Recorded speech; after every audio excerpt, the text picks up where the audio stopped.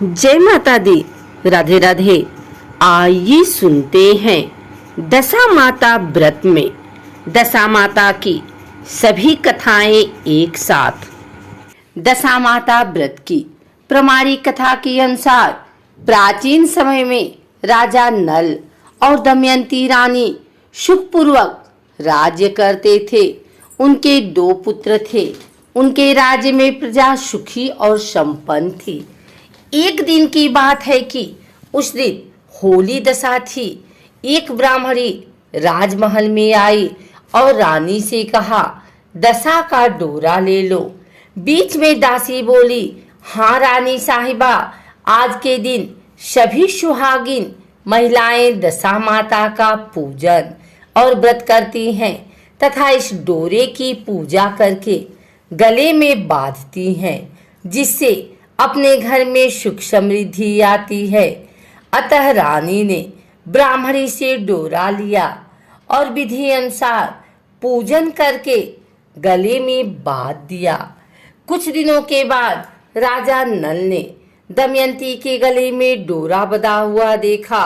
राजा ने पूछा, इतने सोने के गहने पहनने के बाद भी आपने यह डोरा क्यों पहना?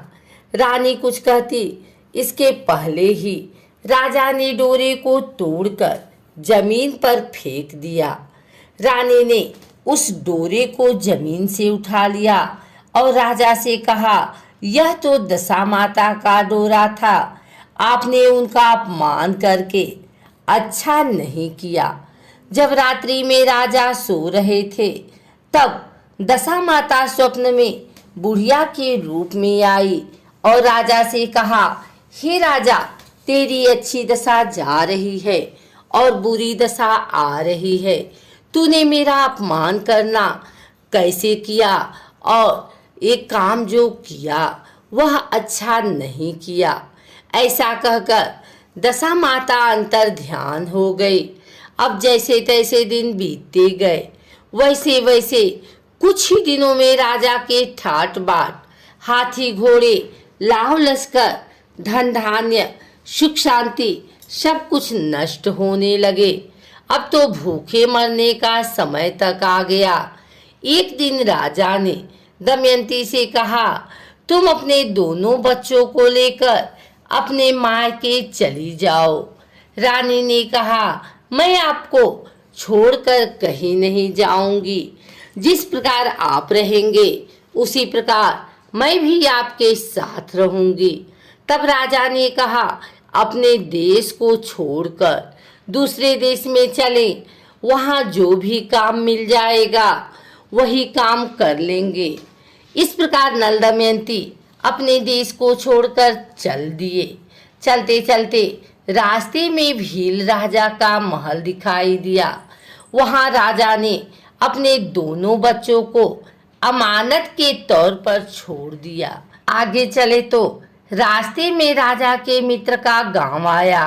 राजा ने रानी से कहा, चलो हमारे मित्र के घर चले। मित्र के घर पहुंचने पर उनका खूब आदर सत्कार हुआ और पकवान बनाकर भोजन कराया। मित्र ने अपने शयन कक्ष में सुलाया। उसी कमरे में मोर की आकृति की खूंटी पर मित्र की पत्नी का हीरो जड़ा कीमती हार टंगा था। मध्य रात्रि में रानी की नींद खुली तो उन्होंने देखा कि वह बेजान खूंटी हार को निगल रही है। यह देखकर रानी ने तुरंत राजा को जगाकर दिखाया और दोनों ने विचार किया कि सुबह होने पर मित्र के पूछने पर क्या जवाब देंगे। अतः यहाँ से इसी समय चले जाना चाहिए। राजा रानी दोनों रात्रि को ही वहां से चल दिए। सुबह होने पर मित्र की पत्नी ने खूंटी पर अपना हार देखा। हार वहां नहीं था। तब उसने अपने पति से कहा, तुम्हारे मित्र कैसे हैं जो मेरा हार चुराकर रात्रि में ही भाग गए? मित्र ने अपनी पत्नी को समझाया कि मेरा पुत्र कदापि ऐसा नहीं कर सकता। धीरज रखो, कृपया उसे चोर मत कहो। आगे चलने पर राजा नल की बहन का गांव आया। राजा ने बहन के घर खबर पहुंचाई कि तुम्हारे भाई भौजाई आए हुए हैं। खबर देने वाले से बहन ने पूछा, उनके हाल चाल कैसे हैं? वह बोला, दोनों अकेले हैं, पैदल ही आए हैं तथा वे दुखी हाल में हैं। इतनी बात सुनकर बहन थाली में कांदा रोटी रखकर भैया भाभी से मिलने आई। राजा ने तो अपने हिस्से का खा लिया, परंतु रानी ने जमीन में गाड़ दिया। चलते चलते एक नदी मिली। राजा ने नदी में से मछलियां निकालकर रानी से कहा, तुम इन मछलियों को भूनो, मैं गांव से परोसा लेकर आता हूँ। गांव का नगर शेठ सभी लोगों को भोजन करा रहा था। राजा गांव में गया और परोसा लेकर वहां से चला तो रास्ते में चील ने झपट्टा मारा तो सारा भोजन नीचे गिर गया। राजा ने सोचा कि रानी विचार करने लगी कि राजा तो भोजन करके आ गए और मेरे लिए कुछ भी नहीं लाया। उधर रानी मछलियां भूनने लगी तो दुर्भाग्य से सभी मछलियां जीवित होकर नदी में चली गई। रानी उदास होकर सोचने लगी कि राजा पूछेंगे और सोचेंगे कि सारी मछलियां खुद खा गई। जब राजा आए तो मन ही मन समझ गए और वहां से आगे चल दिए। चलते चलते रानी के मायके का गांव आया। राजा ने कहा, तुम अपने मायके चली जाओ, वहां दासी का कोई भी काम कर लेना, मैं इसी गांव में कहीं नौकर हो जाऊंगा। इस प्रकार रानी महल में दासी का काम करने लगी और राजा तेली के घाने पर काम करने लगा। दोनों को काम करते बहुत दिन हो गए। जब होली दशा का दिन आया तब सभी रानियों ने सिर धोकर स्नान किया। दासी ने भी स्नान किया। दासी ने रानियों का सिर गूथा तो राजमाता ने कहा, मैं भी तेरा सिर गूथ दूं। ऐसा कहकर राजमाता जब दासी का सिर गूथ रही थी तो तभी उन्होंने दासी के सिर में पद्म देखा। यह देखकर राजमाता की आंखें भर आई और उनकी आंखों से आंसू की बूंदें गिरी। आंसू जब दासी की पीठ पर गिरे तो दासी ने पूछा, आप क्यों रो रही हैं? राजमाता ने कहा, तेरी जैसी मेरी भी बेटी है जिसके सिर में पद्म था, तेरे सिर में भी पद्म है। यह देखकर मुझे उसकी याद आ गई।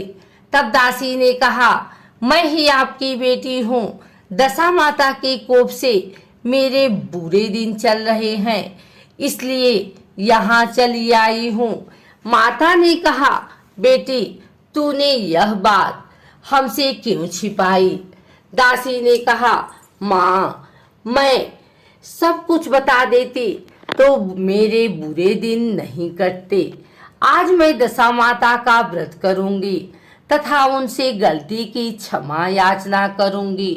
अब तो राजमाता ने बेटी से पूछा, हमारे जमाई राजा कहाँ हैं? बेटी बोली, वे इसी गांव में किसी तेली के घर काम कर रहे हैं। अब गांव में उनकी खोज कराई गई और उन्होंने महल में लेकर आए। जमाई राजा को स्नान कराया, नए वस्त्र पहनाए और पकवान बनवाकर उन्हें भोजन कराया गया।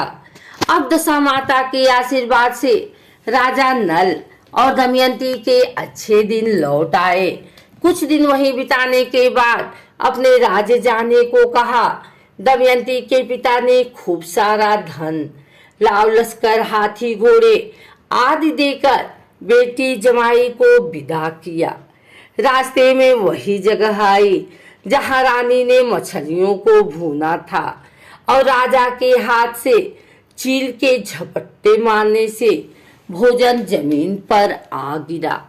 तब राजा ने कहा, तुमने सोचा होगा कि मैंने अकेले भोजन कर लिया होगा, परंतु चील ने झपट्टा मारकर गिरा दिया था। अब रानी ने कहा, आपने सोचा होगा कि मैंने मछलियां भूनकर अकेले खा ली होगी, परंतु वे तो जीवित होकर नदी में चली गई थी। चलते चलते अब राजा की बहन का गांव आया। राजा की बहन के यहाँ खबर भेजी। खबर देने वाले से पूछा कि उनके हाल चाल कैसे हैं। उसने बताया कि वे बहुत अच्छी दशा में हैं। उनके साथ हाथी घोड़े लाव लश्कर हैं। यह सुनकर राजा की बहन मोतियों की थाल सजाकर लाई। तभी दमयंती ने धरती माता से प्रार्थना की और कहा, माँ, आज मेरी अमानत मुझे वापस दे दो। यह कहकर उस जगह को खोदा जहां कांदा रोटी गाड़ दिया था। खोदने पर रोटी तो सोने की और कांदा चांदी का हो गया। ये दोनों चीजें बहन की थाली में डाल दी और आगे चलने की तैयारी करने लगी। वहां से चलकर राजा अपने मित्र के घर पहुंचे। मित्र ने उनका पहले के समान ही खूब आदर सत्कार किया। रात्रि विश्राम के लिए उन्हें उसी शयन कक्ष में सुलाया। मोरनी वाली खूंटी के हार निगल जाने वाली बात से नींद नहीं आई। आधी रात के समय वही मोरनी वाली खूंटी हार उगलने लगी तो राजा ने अपने मित्र को जगाया तथा रानी ने मित्र की पत्नी को जगाकर दिखाया। आपका हार तो इसने निगल लिया था। आपने सोचा होगा कि हार हमने चुराया। दूसरे दिन प्रातःकाल नित्य कर्म से निपटकर वहां से वे चल दिए। वे भील राजा के यहाँ पहुंचे और अपने पुत्रों को मांगा तो भील राजा ने देने से मना कर दिया। गांव के लोगों ने उन बच्चों को वापस दिलाया। नल दमयंती अपने बच्चों को लेकर अपनी राजधानी के निकट पहुंचे तो नगरवासियों ने लाव लश्कर के साथ उन्हें आते देखा। सभी ने बहुत प्रसन्न होकर उनका स्वागत किया। गाजे बाजे के साथ उन्हें महल पहुंचाया। राजा का पहले जैसा ठाट बाट हो गया। राजा नल दमयंती पर दशा माता ने पहले कोप किया, ऐसी किसी पर मत करना, और बाद में जैसी कृपा करी वैसी सब पे करना। आइए सुनते हैं दशा माता की दूसरी कथा। एक घर में सास बहू रहती थी। बहू का पति परदेश में गया था। एक दिन सास ने बहू से गांव में से आग लाकर भोजन पकाने को कहा। बहू गांव में आग लाने गई, पर किसी ने भी उसे आग नहीं दी और सभी ने कहा कि जब तक दशा माता की पूजा नहीं हो जाती तब तक आग नहीं मिलेगी। बेचारी बहू खाली हाथ घर लौट आई। उसने सास को बताया कि गांव भर में आज दशा माता की पूजा है, इसलिए कोई आग नहीं दे रहा है। शाम हो जाने पर सास आग लेने गई। गांव में तो स्त्रियों ने उसे आराम से बैठाया और कहा कि सुबह तुम्हारी बहू आग लेने आई थी, परंतु हमारे यहाँ पूजा नहीं हुई थी, इसलिए आग नहीं दे सकी। सास आग लेकर अपने घर पहुंची ही थी कि एक आदमी बछड़ा लिए आया और उसके पीछे एक गाय थी। स्त्री ने उससे पूछा कि यह गाय का पहला बच्चा है क्या? आदमी ने उत्तर दिया, हाँ। उसने फिर पूछा कि बछड़ा है या बछिया? उसने जवाब दिया कि बछड़ा है।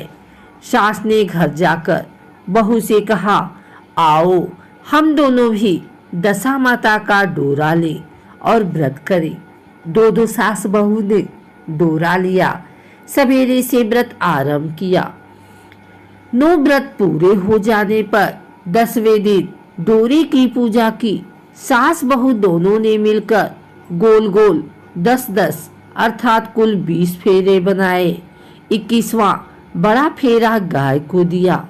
पूजन समाप्त होने पर सास बहू दोनों पारण करने बैठी। उसी समय बुढ़िया के बेटे ने परदेश से लौटकर दरवाजे पर आवाज लगाई। आवाज सुनकर माँ ने मन में सोचा कि क्या हुआ, थोड़ी देर बेटा दरवाजे पर ही खड़ा रह जाएगा, मैं पारण करने के बाद दरवाजा खोलूंगी। इधर बहू ने आवाज सुनी तो उसे रुकने का साहस न हुआ। अपनी थाली का अन्न इधर उधर करके झट से पानी पीकर उठ खड़ी हुई। उसने जाकर दरवाजा खोला। पति ने उससे पूछा कि अम्मा कहाँ हैं? बहू ने उत्तर दिया कि वह तो अभी पारण कर रही हैं। तब पति बोला, मैं तुम्हारे हाथ का जल भी नहीं पीऊंगा, क्योंकि मैं 12 बरस से घर आया हूँ। इतने दिनों न जाने तुम किस प्रकार रही होगी। अम्मा आएंगी, वह जल लाएंगी, तभी जल पीऊंगा। यह सुनकर स्त्री चुपचाप बैठ गई। इतने में उसकी अम्मा पारण करके अपनी थाली धोकर पी चुकी। तब वह लड़के के पास गई। लड़के ने माँ के पैर छुए। अम्मा उसे आशीर्वाद देकर बेटे को घर में ले आई। माता ने थाली परोस कर रखी। बेटा भोजन करने लगा। उसने हाथ में पहला ग्रास ही लिया था कि फेरों के वे टुकड़े जो बहू ने अपनी थाली में फेंक दिए थे अपने आप बेटे के सामने आने लगे। बेटे ने माँ से पूछा, यह सब क्या हो रहा है? माँ बोली, मैं क्या जानूं बेटा, बहू जाने। यह सुनकर बेटा आग बबूला होकर बोला, ऐसी बहू मेरे किस काम की, जिसके चरित्र की तुम साक्षी नहीं हो। उसको मैं घर में नहीं रख सकता। इसे अभी घर से निकालो। यदि ये घर में रहेगी तो मैं घर में नहीं रहूंगा। माँ ने बेटे को व्रत के पारण का शबहाल बताकर हर तरह से समझाया, परंतु वह मानने को तैयार नहीं हुआ। वह यही कहता रहा कि इससे घर से बाहर करो तो मैं रह सकता हूँ। माँ ने सोचा, बहू को थोड़ी देर के लिए बाहर कर देती हूँ। जब लड़के का गुस्सा उतर जाएगा तब बहू को बुला लूंगी। बुढ़िया ने बहू से कहा, देहरी के बाहर जाकर पेड़ के नीचे थोड़ी देर के लिए खड़ी हो जा। जब बहू पेड़ के नीचे खड़ी हुई तो पेड़ बोला, मुझसे हटकर खड़ी हो। मैं दशा माता के विरोधी को छाया नहीं दे सकता। इस पर वह वहां से चलकर घड़ौची के पास गई। घड़ौची बोली, मुझसे हटकर खड़ी हो। मुझ पर इतना भार घड़ों का नहीं है जितना तेरा है। वह यहाँ से हटकर घूरे के ढेर पर खड़ी हो गई। घूरे का ढेर बोला, मुझ पर इतना भार कूड़े का नहीं है जितना तेरा है। चल यहाँ से हटकर कहीं और खड़ी हो जा। इस प्रकार उसे कहीं भी खड़ा नहीं होने दिया गया। वह अपने मन में बहुत दुखी हुई। वह जंगल में चली गई। जंगल में भूखी प्यासी घूमती फिरती एक सूखे कुएं में गिर पड़ी। वह उसमें गिरी परंतु उसे चोट नहीं आई। वह नीचे बैठ गई। अचानक राजा नल वहां शिकार खेलते खेलते पहुंच गए। उनके साथी बिछुड़ गए थे। वह प्यास के कारण उसी कुएं पर आए जिसमें वह स्त्री बैठी थी। राजा नल के भाई ने कुएं में पानी के लिए लोटा डाला तो उस स्त्री ने लोटे को पकड़ लिया। भाई ने नल से कहा कि इस कुएं में किसी ने लोटा पकड़ लिया है। तब राजा नल ने कुएं में आकर कहा कि तुम यदि पुरुष हो तो मेरे धर्म के भाई हो, और यदि स्त्री हो तो मेरे धर्म की बहन हो। तुम जो भी हो बोलो, मैं तुम्हें बाहर निकाल लूंगा। स्त्री ने आवाज दी। राजा ने उसे बाहर निकाल लिया तथा हाथी पर बैठाकर राजधानी ले आया। महाराज को शिकार से लौटकर महलों की ओर आते देखकर सबने महारानी को महाराजा के आने की सूचना दी। सेवकों ने एक स्त्री को हाथी पर बैठा देखकर रानी को बताया कि महाराज एक नई रानी भी साथ ला रहे हैं। यह जानकर रानी बड़ी दुखी हुई। इतने में महाराज भी वहां आ पहुंचे। रानी ने हाथ जोड़कर विनती की, महाराज मुझसे ऐसी क्या गलती हो गई जो मेरे रहते आपने दूसरा विवाह कर लिया। राजा नल ने हंसकर उत्तर दिया, वह तुम्हारी सौत नहीं ननद है, मेरी धर्म की बहन है। तुम्हें उसके साथ अपनी सगी ननद की तरह बर्ताव करना चाहिए। यह सुनते ही महारानी का मुख प्रसन्नता से कमल की भांति खिल उठा। वह बोली, अब तक मैं ननद का सुख नहीं जानती थी। अच्छा हुआ जो मुझे भाग्य से ननद भी मिल गई। राजा ने उसका नाम मुंह बोली बहन रखा और उसके लिए अलग महल बनवाया। उसके दिन अब सुख पूर्वक बीतने लगे। एक दिन राजा की घोड़ी का बच्चा हुआ तो राजमहल की स्त्रियां बधाई गीत गाने लगी। मुंह बोली बहन ने अपने दासियों से कहा, बाहर जाकर पता करो कि किस बात की बधाई गा जा रही है। दासियों ने बताया, महाराज की घोड़ी ने अच्छी घोड़ी में एक उत्तम बछड़े को जन्म दिया है, उसकी बधाई गाई जा रही है। मुंह बोली बहन ने पूछा, क्या घोड़ी ने पहली बार जन्म दिया है? दासियों ने उत्तर दिया, हाँ। तब मुंह बोली बहन ने महारानी के पास जाकर कहा, आओ भाभी रानी, हम तुम दोनों दशा माता का डोरा लें। रानी ने पूछा, डोरा क्या चीज है, मुझे समझाओ।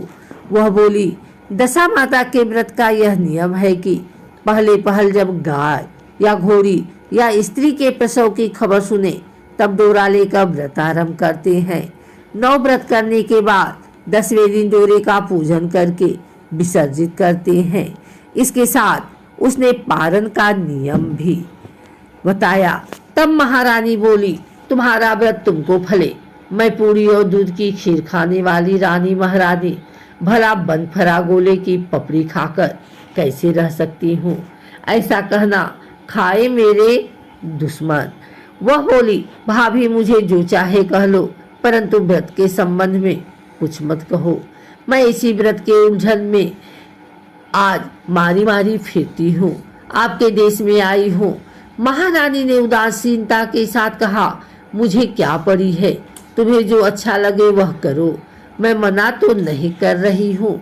मुंह बोली बहन ने श्रद्धा पूर्वक डोरा लिया। 9 दिन तक व्रत किए। 10वें दिन विधिवत पूजन किया, गोला फरा बनाए और संध्या को पारण करने बैठी। उसी समय उसके पति को अचानक कुछ प्रेरणा सी हुई और वह अपनी माता से आज्ञा लेकर अपने पत्नी को ढूंढने चल दिया। घूमता फिरता वह राजा नल की राजधानी में पहुंच गया और अपनी अपनी पत्नी का पता लगाने लगा। उसने एक कुएं पर कुछ औरतों को बातें करते देखा। एक कह रही थी, राजा की मुंह बोली बहन बहुत ही सुंदर ही स्त्री है, आजकल उसी का किया हुआ सब कुछ होता है। दूसरी स्त्री बोली, वह सुंदर होने के साथ साथ धर्मात्मा भी है, जब से आई है तभी से उसने सदा व्रत खोल रखा है, उसके दरवाजे से कोई भी व्यक्ति खाली हाथ नहीं लौटता। तीसरी स्त्री बोली, वह जैसी धर्मात्मा है वैसी सदाचारी भी है। चौथी स्त्री बोली, वह सदाचारी और सर्वप्रिय भी है, सारी प्रजा उससे खुश है।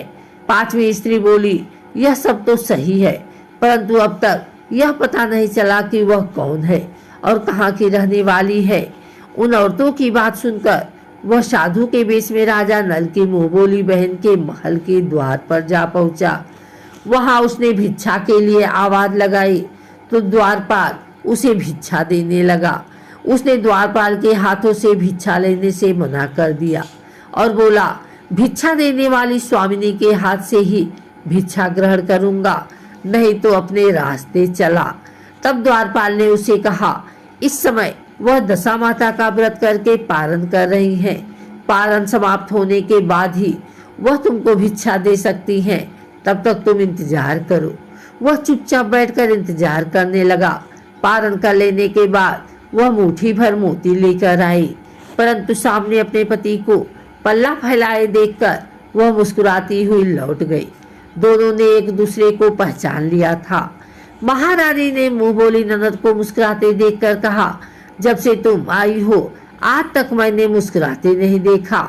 आज इस साधु को देखकर हंसने का क्या कारण है? मुंह बोली बहन ने उत्तर दिया कि वह साधु हमारे घर का है। रानी ने पूछा, तब वह ऐसे क्यों आया है? उसने कहा, वह अभी मेरा पता लगाने आया है। महारानी ने राजा नल से कहा, तुम्हारी मुंह बोली बहन के घर के लोग आए हैं। राजा ने कहा, उनसे कह दो कि अभी यहाँ से घर जाकर वहां से हमारी हैसियत से आए, तब तो बहन की विदाई करूंगा। राजा नल की मुंह बोली बहन का पति घर जाकर अपनी माँ से बोला, तुम्हारी बहू राजा नल के यहाँ उसकी बहन बनकर रह रही है। वह रोज सदा व्रत करती है और नियम धर्म से दिन बिताती है। तब उसकी माता ने उसे आज्ञा दी कि बहू को ले आओ। वह डोली पिनस बाजे गाजे कहार आदि के साथ यथाचित सज धज कर राजा नल की राजधानी को चल दिया। राजा ने उसका यथोचित आदर सत्कार किया और कुछ दिन मेहमानी में रखकर विधि पूर्वक बहन की विदाई की। जब वह महल के बाहर निकल चलने लगी तो महल भी उसके पीछे पीछे चलने लगा। तब महारानी बोली, ननद जी तुम चली और मेरा महल भी ले चली, जरा पीछे मुड़कर तो देखती जाओ। जे भी उसने पीछे मुड़कर देखा तो राजा का संपूर्ण राजसी वैभव अचानक लुप्त हो गया। राजा की मुंह बोली बहन तो अपने पति के साथ आनंद से रहने लगी, परंतु राजा नल व रानी का यह हाल हो गया कि वे दोनों कमरी कतरी ओढ़े फिरने लगे। उनके भोजनालय में पत्ते खड़खड़ाने लगे। राजा नल ने रानी से कहा, अब हमें यहाँ से कहीं दूसरी जगह चले जाना चाहिए। रानी पतिव्रता स्त्री थी, उसने राजा की आज्ञा मान ली। चलते चलते वे एक गांव के पास पहुंचे। वहां पर बेरी के पेड़ पर बेर लगे हुए थे। राजा रानी दोनों भूखे थे। उन्होंने बेरी को उठाया तो बेर लोहे के हो गए। इस प्रकार राजा रानी जिस वस्तु को भी हाथ लगाते वह कंकड़ पत्थर में बदल जाते थे। इतना पर भी राजा रानी आगे बढ़ते गए। रास्ते में उन्हें एक व्यापारी मिला। व्यापारी ने राजा रानी को पहचान लिया। उसने राजा रानी के भोजन के लिए सेर भर आटा दिया। वे आटा लेकर नदी के किनारे गए। वहां रानी भोजन बनाने लगी और राजा नल स्नान करने चले गए। उस नदी में मछुआरे मछलियां पकड़ रहे थे। मछेरों ने राजा को 4 मछलियां दी। रानी ने मछलियां भूनकर रोटियां बना ली। राजा नल भोजन करने बैठे तो रोटियां ईंट में परिवर्तित हो गई और मछलियां उछलकर नदी में चली गई। वहां से चलकर राजा रानी अपने मुंह बोली बहन के यहाँ गए। बहन को जब पता चला कि भाई भाभी आए हैं तो उसने सेवकों से पूछा, कैसे आए हैं? सेवकों ने कहा, भिखारियों के हाल में आए हैं। यह सुनकर उसे बड़ी लज्जा आई। उसने राजा रानी को एक कुम्हार के यहाँ ठहरा दिया। शाम को थाल सजाकर बहन स्वयं भाभी से मिलने कुम्हार के घर गई। उसने भाभी के सामने थाल रखा तो भाभी ने कहा कि इस थाल में जो कुछ भी है उसे कुम्हार के चक्के के नीचे रख दो और चली जाओ। ननद थाल का सामान चक्के के नीचे रखकर चली गई। थोड़ी देर में राजा ने आकर रानी से पूछा, कहो बहन आई थी, क्या लाई थी? रानी ने कहा, आई तो थी पर जो कुछ लाई थी मैंने इस चक्के के नीचे रखवा दिया है। राजा ने वहां देखा तो वहां कंकड़ पत्थरों के सिवाय कुछ भी नहीं था। राजा को समझते देर नहीं लगी कि यह सब बुरी दशा के कारण है। भला वह मेरे लिए कंकड़ पत्थर क्यों लाएगी? अब राजा रानी वहां से चलकर अपने मित्र के घर गए। मित्र को लोगों से पता चला तो उनसे पूछा, कैसे आना हुआ? उन्होंने उत्तर दिया, भिखारियों के हाल में आए हैं। मित्र ने दुखी होकर कहा, कोई बात नहीं, जैसे आए वैसे अच्छे आए, आखिर मित्र हैं, उन्हें महलों में ले आओ। मित्र ने उन दोनों का स्वागत किया, स्वादिष्ट भोजन कराया। एक कमरे में उनके लिए पलंग बिछवा दिए। उस कमरे में एक खुटी पर 9 लखा हार टंगा था। आधी रात के समय राजा तो सो गए, परंतु रानी जाग रही थी। रानी ने देखा कि हार वाली खूंटी के पास दीवार में एक मोर का चित्र बना हुआ है। मोर धीरे धीरे हार को निगल रहा है। रानी ने राजा को जगाकर वह दृश्य दिखाया। राजा ने सोचा, यहाँ से चुपचाप भाग चलना चाहिए, नहीं तो सवेरे चोरी का कलंक लगेगा। तब मित्र को क्या मुख दिखाएंगे। बेचारे राजा और रानी उठकर जंगल की तरफ चले गए। दोनों चलते चलते एक दूसरे राजा की राजधानी में पहुंच गए। वहां अतिथि और भिक्षुओं को सदाव्रत दिया जाता था। वे दोनों भी सदाव्रत लेने गए, परंतु उस समय सदाव्रत बंद हो चुका था। वहां के अधिकारियों ने कहा, यह लोग न जाने कहां से अभागे आए हैं कि इन्हें देने के लिए कुछ भी नहीं बचा, फिर भी इन्हें एक मुट्ठी चने दे दो।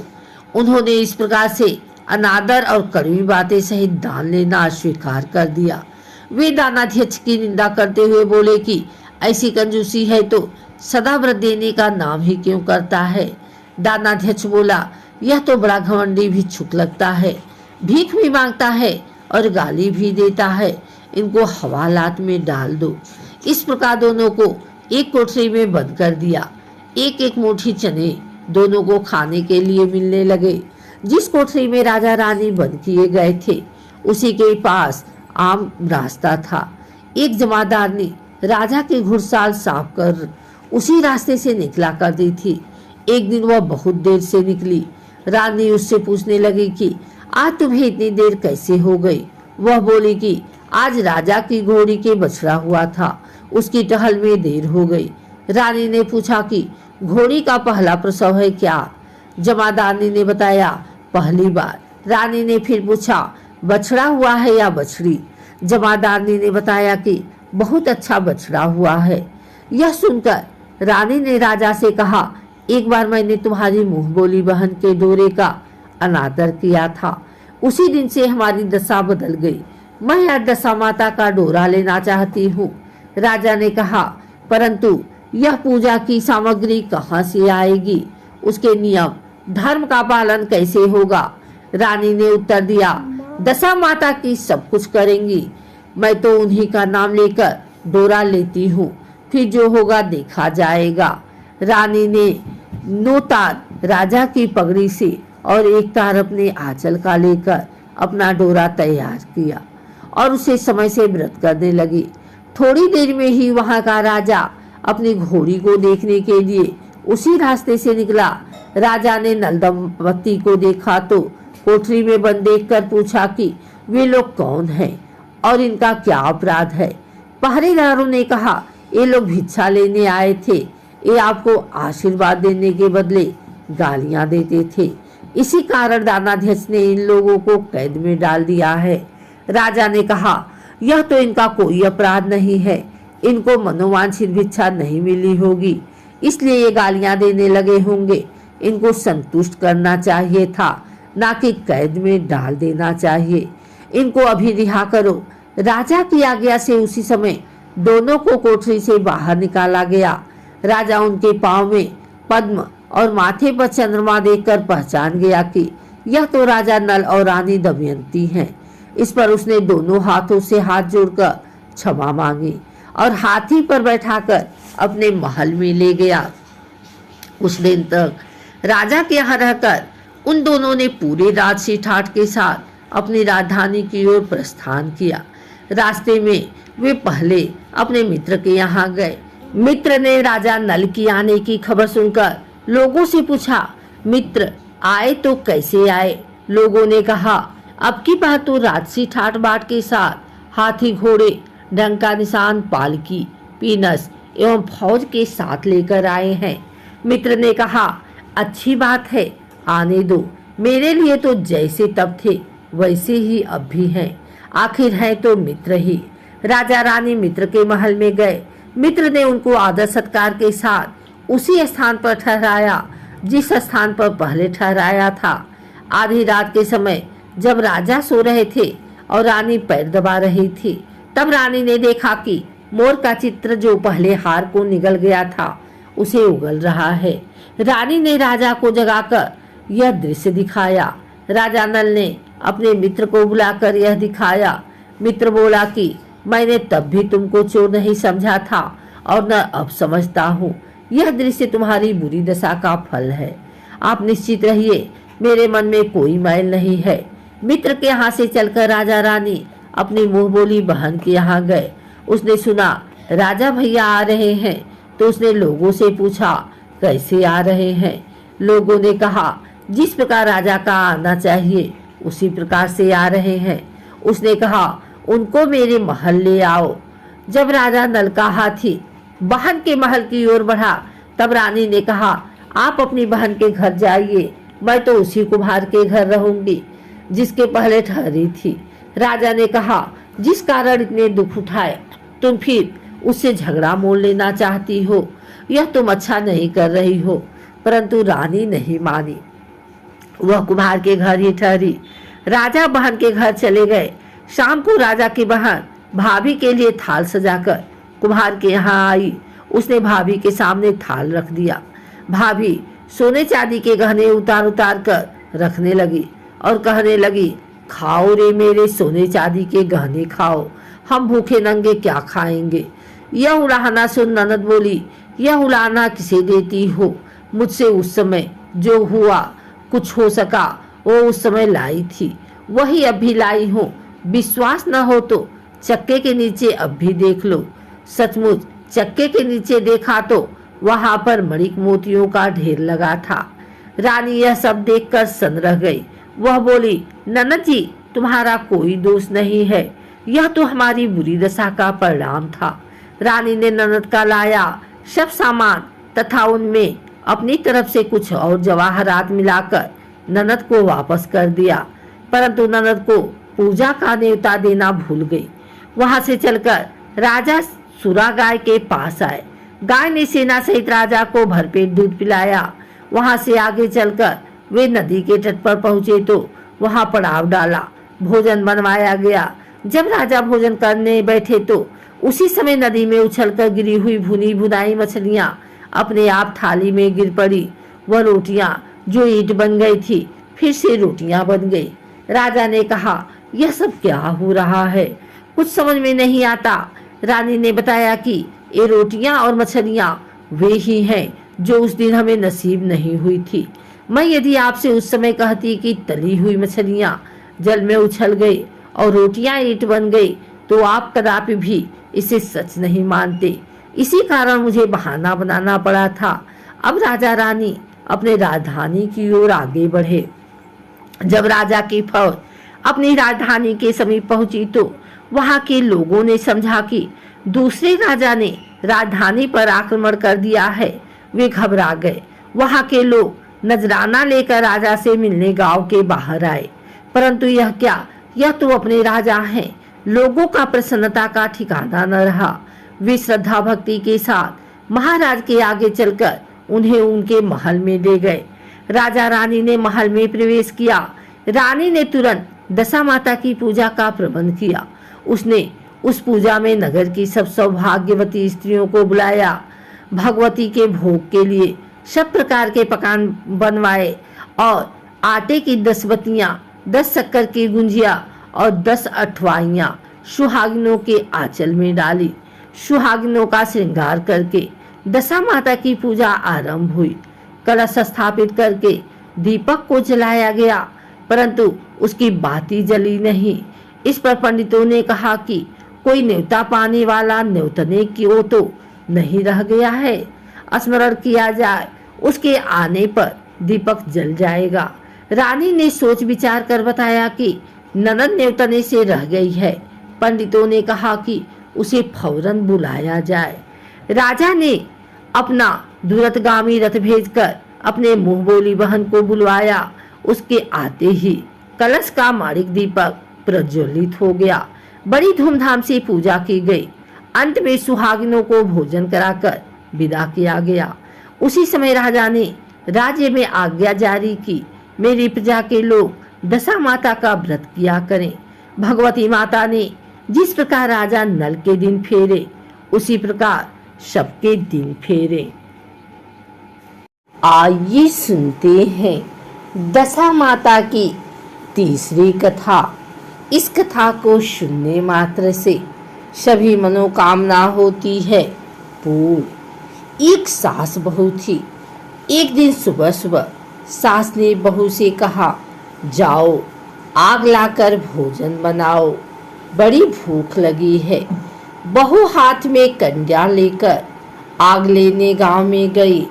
उस दिन गांव भर में दशा माता की पूजा थी, इसलिए किसी के यहाँ से भी उसे आग नहीं मिली। वह खाली हाथ लौटकर आई। शाम होने पर वह पड़ोसन के पास जाकर बोली कि मेरी सास तो दशा माता का डोरा नहीं लेती, परंतु अब की बार मैं डोरा लेना चाहती हूँ। मुझे पूजन की विधि बता देना। दोबारा जब डोरा लेने का समय आया तो बहू ने सास को बिना बताए दशा माता का डोरा ले लिया।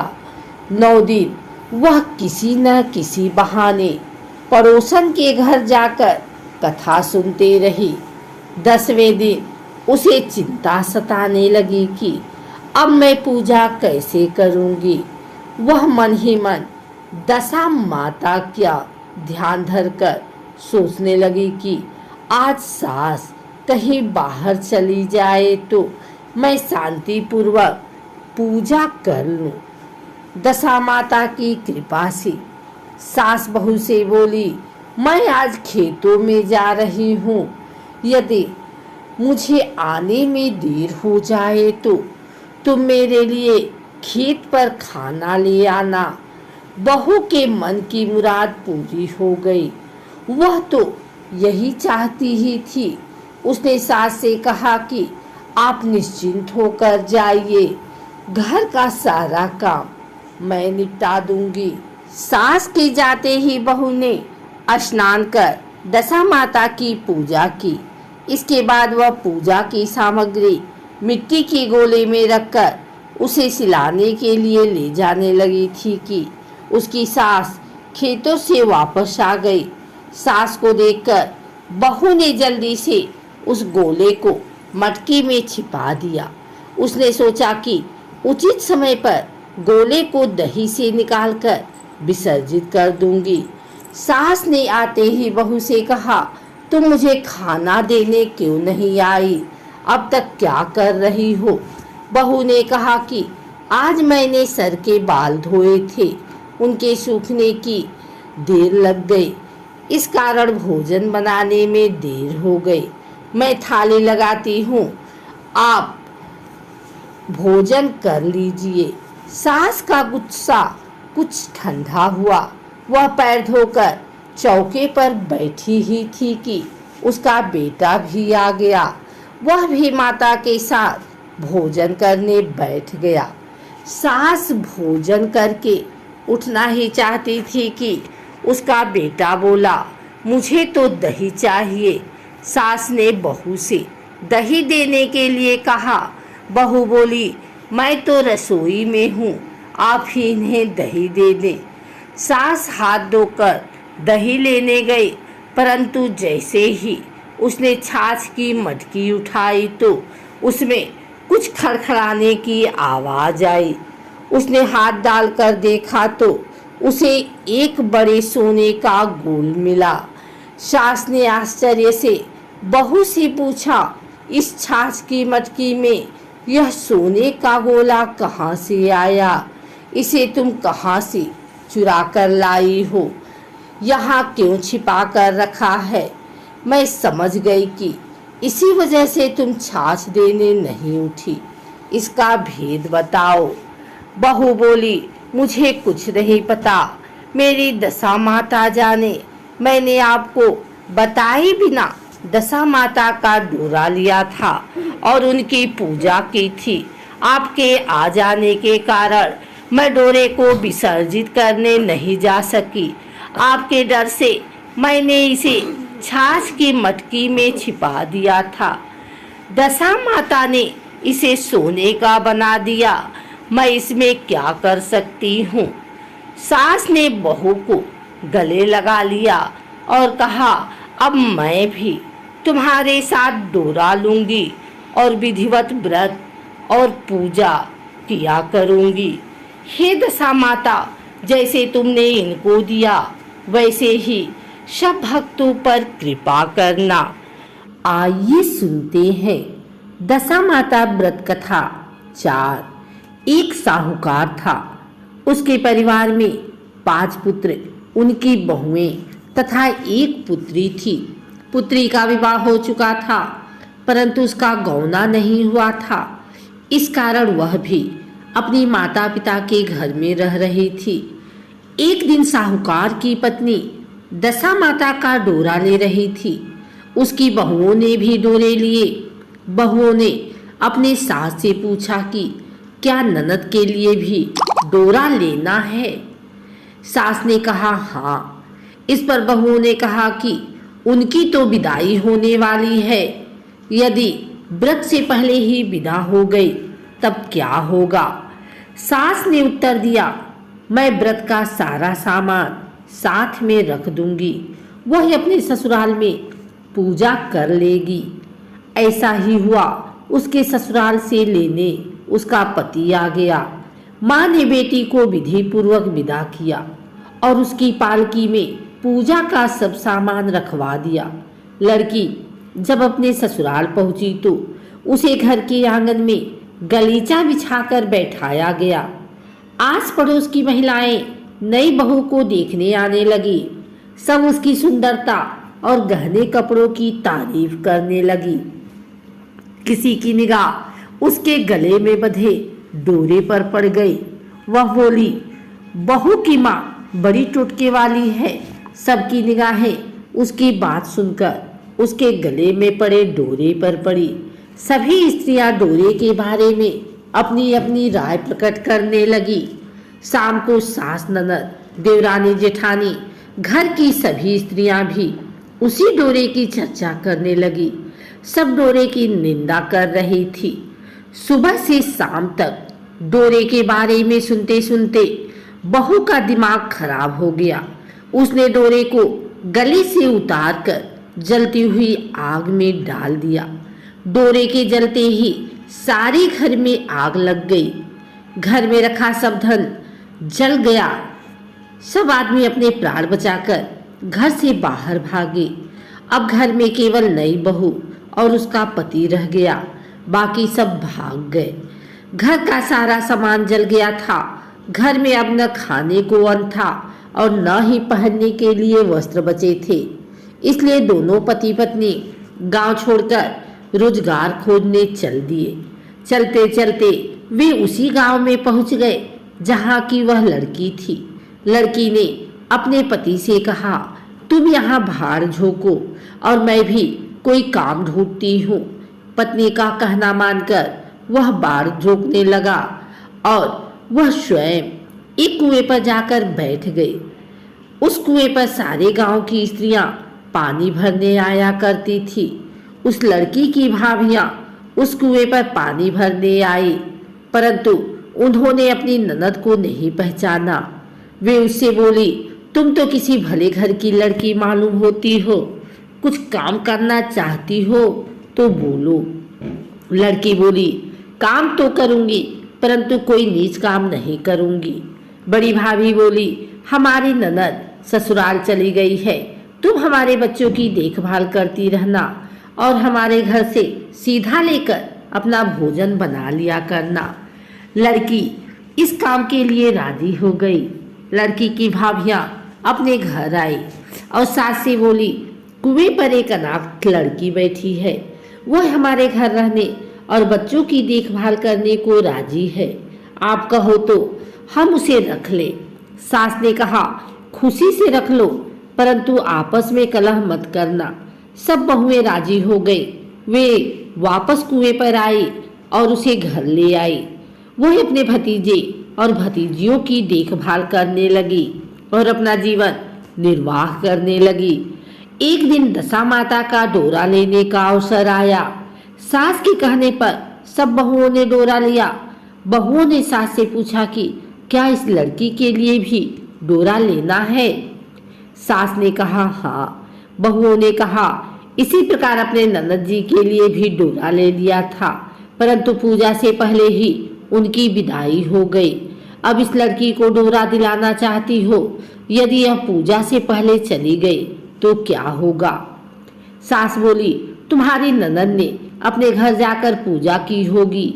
यह लड़की पूजा होने तक इसी घर में रहेगी, तू अपने आप पूजा में शामिल हो जाएगी और यदि कहीं चली गई तो वहां पर ही पूजा कर लेगी। सर्वसम्मति से लड़की ने भी दशा माता का डोरा ले लिया। 9 दिन तक वह दशा माता की कहानी तथा व्रत पूजन में शामिल होती रही।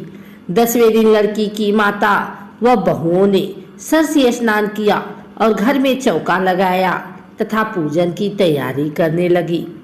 लड़की बहुओं से बोली, यदि कोई पुराना कपड़ा मिल जाए तो मैं भी स्नान कर लूं। बहुओं ने अपनी सास से पूछकर अपनी ननद की साड़ी उस लड़की को दे दी। अपनी पुरानी साड़ी लेकर वह स्नान करने गई। उसने सर से स्नान करके साड़ी पहनी और घर आ गई। घर पर पूजा आरंभ हो गई। वह जैसे ही पूजा के पास आकर बैठी तो बहुओं ने कहा, यह तो हमारी ननद जैसी लग रही है। इस पर सास ने नाराज होकर कहा, तुम्हारे मन में जो आता है बोलती रहती हो। पूजा के समय भी चुपचाप नहीं बैठा जाता। चुप रहो, मुझे कथा कह लेने दो। तुम्हारी बातों से कथा में विघ्न पड़ता है। बहुएं चुप हो गई।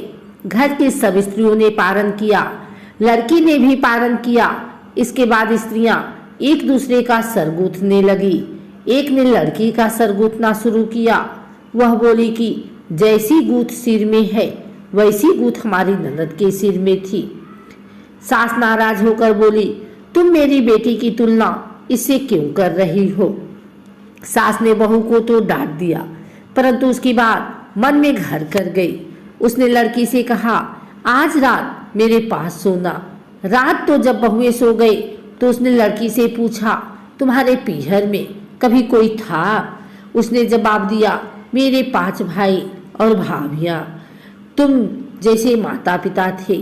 उसने फिर पूछा, क्या हुआ? लड़की बोली, पीहर में मैंने दशा माता का डोरा लिया था। उनके पूजन से पहले ही ससुराल के लिए विदा हो गई। ससुराल में पहुंचकर मेरे गले में पड़े डोरे को देखकर वहां की स्त्रियां हंसी उड़ाने लगी। तब मैंने उस डोरे को आग में डाल दिया। उस डोरे के साथ सारा घर जलकर भस्म हो गया। सब लोग भाग गए। हम दोनों भागकर इस गांव में आ गए। उसकी मां ने पूछा कि तुम्हारा पति कहाँ है? लड़की ने कहा, वह भड़ भूजे के यहाँ भाड़ झोंकते हैं। दशा माता के प्रकोप से हमारी ये हालत हो गई है। वह समझ गए कि यह लड़की कोई और नहीं, उनकी बेटी ही है। तब उसने अपने 5 बेटों को बुलाकर कहा कि यह तुम्हारी छोटी बहन है। सवेरा होते ही माता के कहने पर 5 भाई भड़ भूजे के यहाँ से अपने बहनोई को लेकर आए। उन्होंने उसको स्नान कराया और उत्तम वस्त्र पहनने को दिए।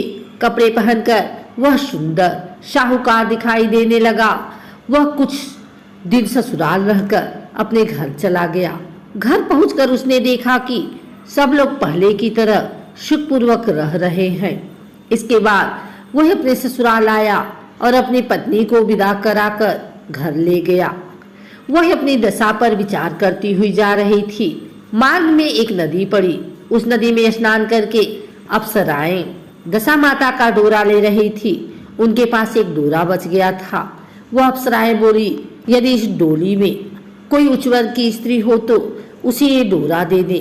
उन्होंने डोली के पास जाकर पता किया और वह डोरा उस लड़की को दे दिया। जब लड़की अपने ससुराल पहुंची तो सास थाल सजाए, ननद कलश लिए और देवरानी जेठानी अन्य मांगलिक वस्तुएं लिए उसका स्वागत करने के लिए खड़ी थी। नेक दस्तूर हो जाने के बाद लड़की को आसन पर बैठाया गया। आसन पर बैठने के बाद लड़की ने कहा, आप लोगों ने पहली बार दशा माता के डोरे के लिए अपशब्द कहे थे, जिसका फल ये हुआ कि घर के सब लोग बिछुड़ गए तथा घर का धन धान्य जलकर स्वाहा हो गया। बड़ी मुसीबतें उठाने के बाद अब अच्छे दिन आए हैं। आप में से कोई भी अब मेरे दशा माता डोरे की निंदा करने की भूल न करे। जब मेरा व्रत पूरा हो जाएगा तब सब श्रद्धा पूर्वक पूजा करें। सबने खुशी खुशी उसकी बात मान ली। 9 दिन तक व्रत चलता रहा। 10वें दिन विधि पूर्वक डोरे की पूजा की गई। 7 सुहागिनों को न्योता दिया गया। उनका श्रृंगार करके आंचल भरा गया। इस प्रकार दशा माता का पूजन समाप्त हुआ। जिस प्रकार दशा माता ने उस लड़की के दिन फेरे, वैसे ही वह सब पर दया करे। आइए सुनते हैं दशा माता की 5वीं कथा। एक राजा की 2 रानियां थीं। राजा की प्यारी रानी को लक्ष्मी कहा जाता था और दूसरी रानी को रानी होने पर भी कुलक्ष्मी कहा जाता था। एक दिन लक्ष्मी रानी क्रोध होकर लकड़ी का पटा ले मलिन कपड़े पहनकर कोप भवन में जा लेटी। राजा ने लक्ष्मी से पूछा, तुम कोप भवन में क्यों पड़ी हो? तुम क्या चाहती हो? रानी बोली, कुलक्ष्मी को देश निकाला दिया जाए। कुलक्ष्मी रानी थी, इसलिए उसे निकाला देने से राजा की बदनामी होने का डर था। इसलिए रानी को पीहर छोड़कर आने की बात सोची गई थी। राजा ने पटरानी को एक रथ में सवार कराया और स्वयं घोड़े पर चढ़कर रथ के साथ चलने लगा। एक बीहड़ जंगल में पहुंचकर राजा ने रथ को रुकवाया। पालकी ढोने वालों को वहां से हट जाने को कहा गया। राजा रानी को उस जंगल में छोड़कर घोड़े पर सवार होकर अपने महल में आ गया। कुलक्ष्मी को बाट जोहते जोहते सारी रात बीत गई। रानी को प्यास लगी। वह रथ से उतरकर पानी की तलाश में चल दी।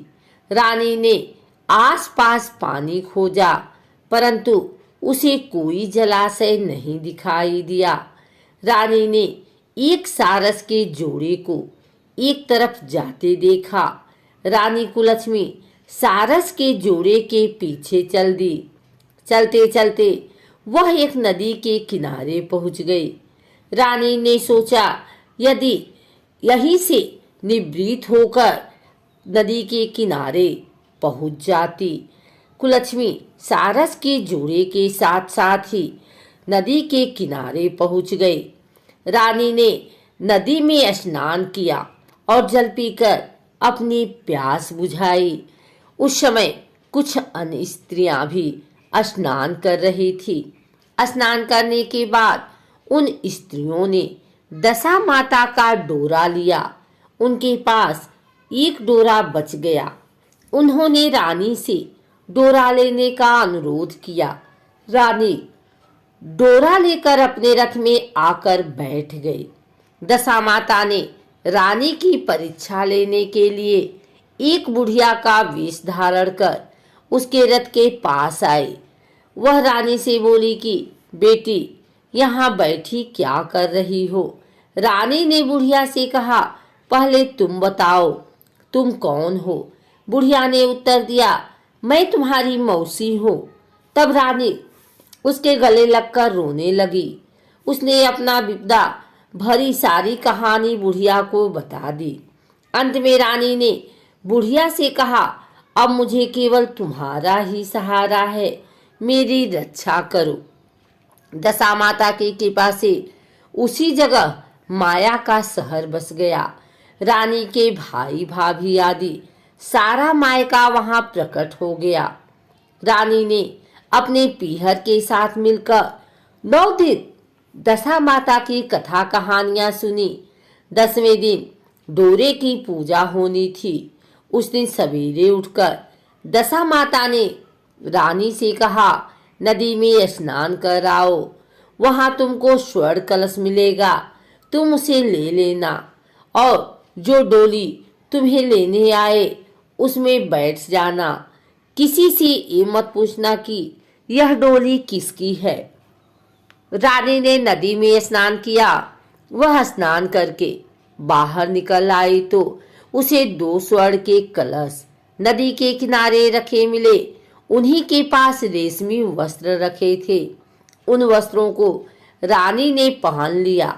वह चलने को तैयार हुई तो उसे डोली आती दिखाई दी। वह डोली में बैठ गई और अपने घर पहुंच गई। घर पहुंचकर उसने माया के परिवार की सब महिलाएं सहित दशा माता के डोरे की पूजा की, सुहागिनों को भोजन कराया। इसके बाद उसने पारण किया। अब रानी अपने पीहर में आनंद पूर्वक सबके साथ मिलकर रहने लगी। इधर कुछ समय बाद राजा को रानी कुलक्ष्मी का ध्यान आया। राजा ने विचार किया कि जिस दिन से मैं रानी को जंगल में छोड़कर आया हूँ, तब से उनका कोई समाचार नहीं मिला। चलकर देखना चाहिए कि रानी कुलक्ष्मी का क्या हाल है। मंत्रियों ने राजा को समझाया कि अब रानी से मिलना आपके लिए ठीक नहीं होगा, परंतु राजा ने मंत्रियों की बात पर कोई ध्यान नहीं दिया।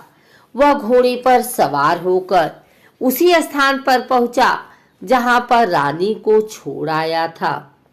राजा को ये देखकर बड़ा आश्चर्य हुआ कि यहाँ तो सघन वन था, परंतु अब यहाँ रमणीक बस्ती बसी हुई है।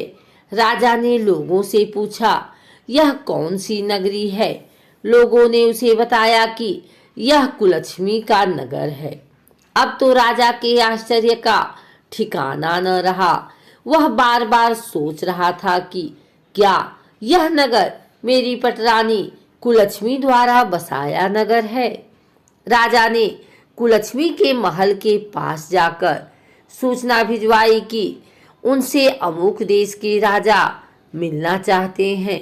रानी ने राजा को पहचान कर मिलने से मना कर दिया, परंतु मौसी ने उसे समझाया कि हिंदुओं में तो पति परमेश्वर माना जाता है। तुम्हें यही उचित है कि तुम यथाशक्ति उनका आदर सत्कार करो।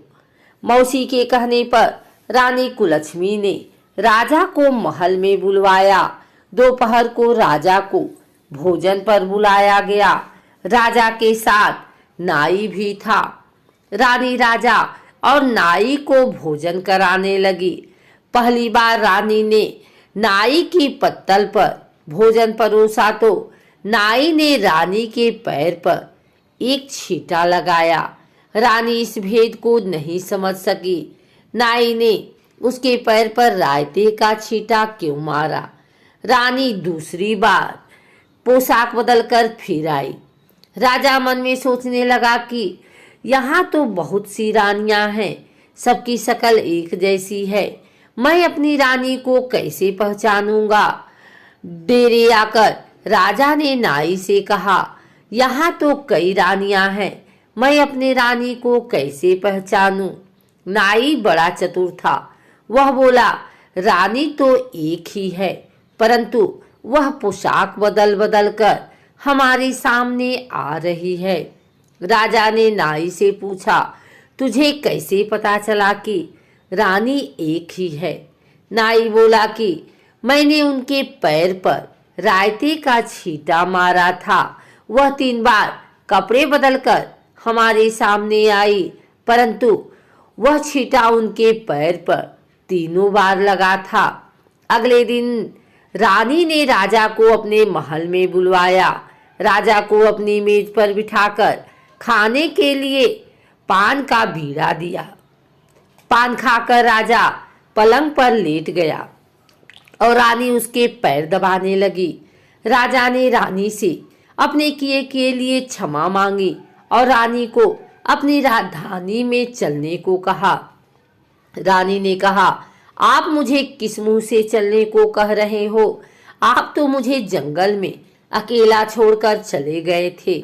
आप तो दूसरी रानी के कहने में आकर मेरा परित्याग कर चुके थे। यह तो मेरी मौसी का किया हुआ है, उसी के कारण यह सब वैभव मुझे प्राप्त हुआ है, वरना आप तो मेरा सर्वनाश कर चुके थे। राजा ने रानी को बहुत समझाया। तब रानी बोली कि मैं केवल एक शर्त पर आपके साथ चल सकती हूँ। आप मेरी मौसी से वरदान मांगेंगे कि यह नगरी आपकी राजधानी के पास पहुंचा दे, जिससे जब मेरा मन चाहे आपके पास रहूं और जब जी चाहे तो मौसी के दिए महल में चली जाऊं। मेरी मौसी बड़ी दयालु हैं, संभव है कि वह हमारी बात मान जाए।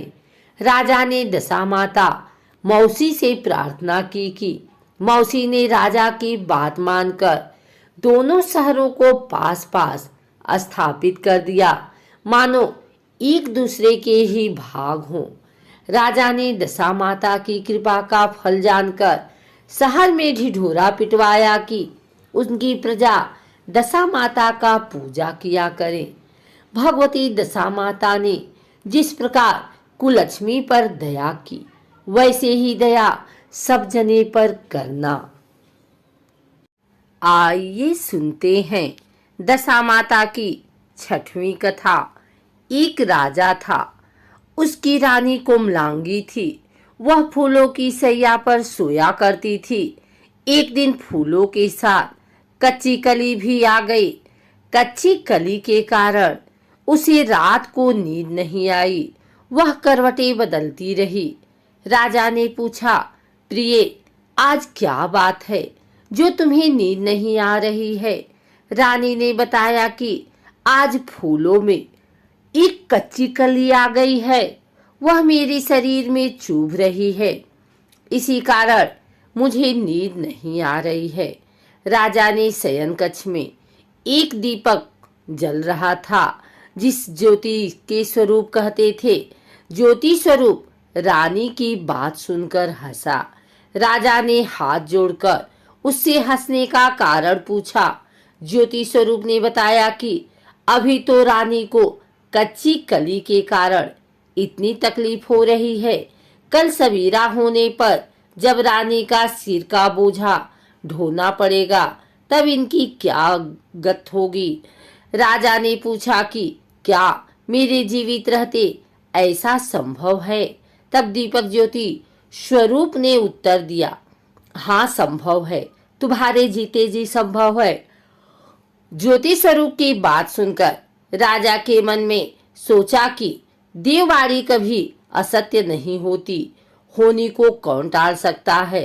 रानी को अवश्य बोझा ढोना पड़ेगा, परंतु यह हो सकता है कि यदि मैं इसे एक संदूक में बैठाकर समुद्र में बहा दूं, तो संभव है कि यह बोझा ढोने से बच जाए, क्योंकि समुद्र में डूब जाने पर बोझा ढोने से बच जाएगी।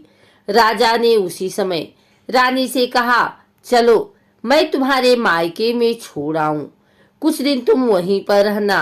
रानी बोली, परंतु महाराज, मेरे मायके में तो कोई भी नहीं है, मैं वहां किसके पास रहूंगी?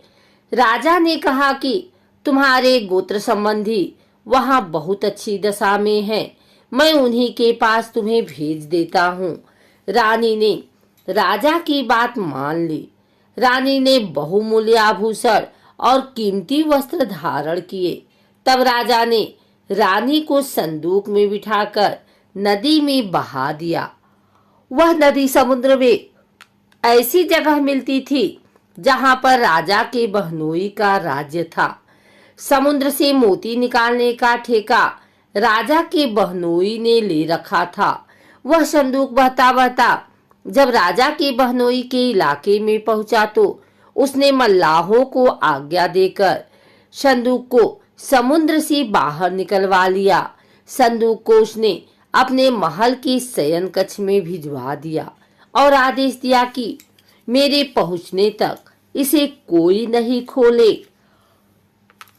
राजा का बहनोई, जो उस जगह का स्वयं राजा था, उसके शयन कक्ष में संदूक के पहुंचते ही रानी को पता चला कि इस संदूक को राजा ने समुद्र में पाया है, तो वह फौरन शयन कक्ष में आई। उसने पहरेदारों को हट जाने को कहा। रानी ने संदूक को खोल लिया। उसे संदूक के अंदर 16 श्रृंगार किए एक स्वर्ग सुंदरी मिली। रानी ने अपने मन में सोचा कि यदि राजा इसको इस दशा में देखेंगे तो इसके ही हो जाएंगे और मुझे छोड़ देंगे। इसलिए उसने उस रानी के सब जेवर कपड़े उतार कर उसे फटे पुराने कपड़े पहना दिए और संदूक में बंद कर दिया। राजा जब बाहर से महल में आए तो उसने रानी को अपने शयन कक्ष में बुलाया और रानी से पूछा कि क्या तुमने देखा है कि इस संदूक में क्या है? रानी ने उत्तर दिया कि मैंने कुछ नहीं देखा है, मुझे नहीं पता कि इस संदूक में क्या है। राजा ने रानी के सामने संदूक खुलवाया तो उसे संदूक के अंदर फटे पुराने कपड़े वाली एक स्त्री दिखाई दी जो भिखारन सी लग रही थी। रानी ने कहा, यह कोई भिखारन लग रही है, इसको कारखाने में भिजवा दिया जाए, वह लकड़ी ढोकर अपना जीवन निर्वाह करती रहेगी। राजा ने रानी के कहे अनुसार उसे कारखाने में भिजवा दिया। एक दिन रानी की सहेलियां नदी में स्नान करके दशा माता का डोरा ले रही थी। उनके पास एक डोरा रह गया था। वे यह सोच रही थी कि इस डोरे को किसे दिया जाए कि उसी समय लकड़ी ढोने वाली रानी वहां आ गई। उन्होंने उसे रोककर पूछा, बहन, हमारे साथ दशा माता का एक डोरा ले लो। रानी ने कहा कि मुझे डोरा लेने में कोई हर्ज नहीं है, परंतु मुझे तो खाने भर को नहीं मिलता, मैं इस डोरे की पूजा कैसे करूंगी? वे बोली कि तुम इस बात की चिंता मत करो, हम हर रोज इस जगह स्नान करने आया करेंगी। 9 दिन तक हम यहाँ पर कथा कहेंगी, तुम भी रोज आकर कथा में शामिल हो जाया करना। 10वें दिन पूजा होगी, तब दशा माता चाहेंगी तो तुम्हारी दशा बदल जाएगी। रानी ने दशा माता का ध्यान कर डोरा ले लिया। उसी दिन रानी के पति राजा को यह चिंता हुई कि रानी को संदूक में मैं बंद करके बहा तो दिया था, परंतु पता नहीं उसका क्या हाल होगा। उसकी खोज खबर लेने के लिए राजा एक नौका पर बैठकर नदी की यात्रा करता हुआ अपने बहनोई के यहाँ पहुंचा। संध्या के समय वह अपनी बहन से बोला, मेरे हाथ पैरों में बहुत दर्द हो रहा है, किसी दबाने वाले को बुलाओ। तब उसकी बहन ने लकड़ी धोने वाली भिखारिन को बुलाकर लाने की आज्ञा दी। उसे कहा, आज रात तुम मेरे भाई के पैर दबा दो। वह बड़े संकोच में पड़ गई। अपने मन में सोचने लगी, आज तक मैंने किसी पुरुष को छुआ तक नहीं। रानी अपनी भाई के पैर दबाने के लिए उस पर जोर डाल रही थी, इसलिए लाचार होकर उसने हाँ कर दी। राजा के पैर दबाते दबाते रानी को उसके पांव में पद्म दिखाई पड़ा। रानी चुपचाप रोने लगी। उसके आंसू राजा के पैरों पर टपक पड़ा। राजा ने उससे पूछा, तुम क्यों रो रही हो? तुम अपना भेद मुझे बताओ, मेरे द्वारा तुमको कोई हानि नहीं होगी। रानी बोली कि जैसा पद्म आपके पैर में है, वैसा ही पद्म मेरे पति के पैर में भी था। पहले के दिनों की याद आ जाने पर मुझे रोना आ गया। राजा ने उसे पहचान लिया। राजा बोला, मैं समझ गया, अब तुम्हें पैर दबाने की जरूरत नहीं। तुम्हारे भाग्य में जो लिखा था वह तुम्हें भोगना ही पड़ा।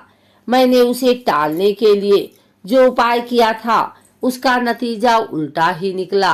तुम्हें मेरे जीते जी लकड़ियां ढोनी पड़ी। सवेरा हुआ, परंतु अतिथि राजा सोकर नहीं उठा और न पैर दबाने वाली दासी ही कमरे से बाहर निकली। राजा की बहन को चिंता होने लगी। थोड़ी देर के बाद दासी कमरे से बाहर निकली और कारखाने में काम करने चली गई। रानी ने कमरे में जाकर अपने भाई को जगाया। उसका भाई बोला, मेरी तबीयत ठीक नहीं है, मेरा सिर दर्द हो रहा है, मैं अभी आराम करना चाहता हूँ, मेरा मन भी बहुत व्याकुल हो रहा है।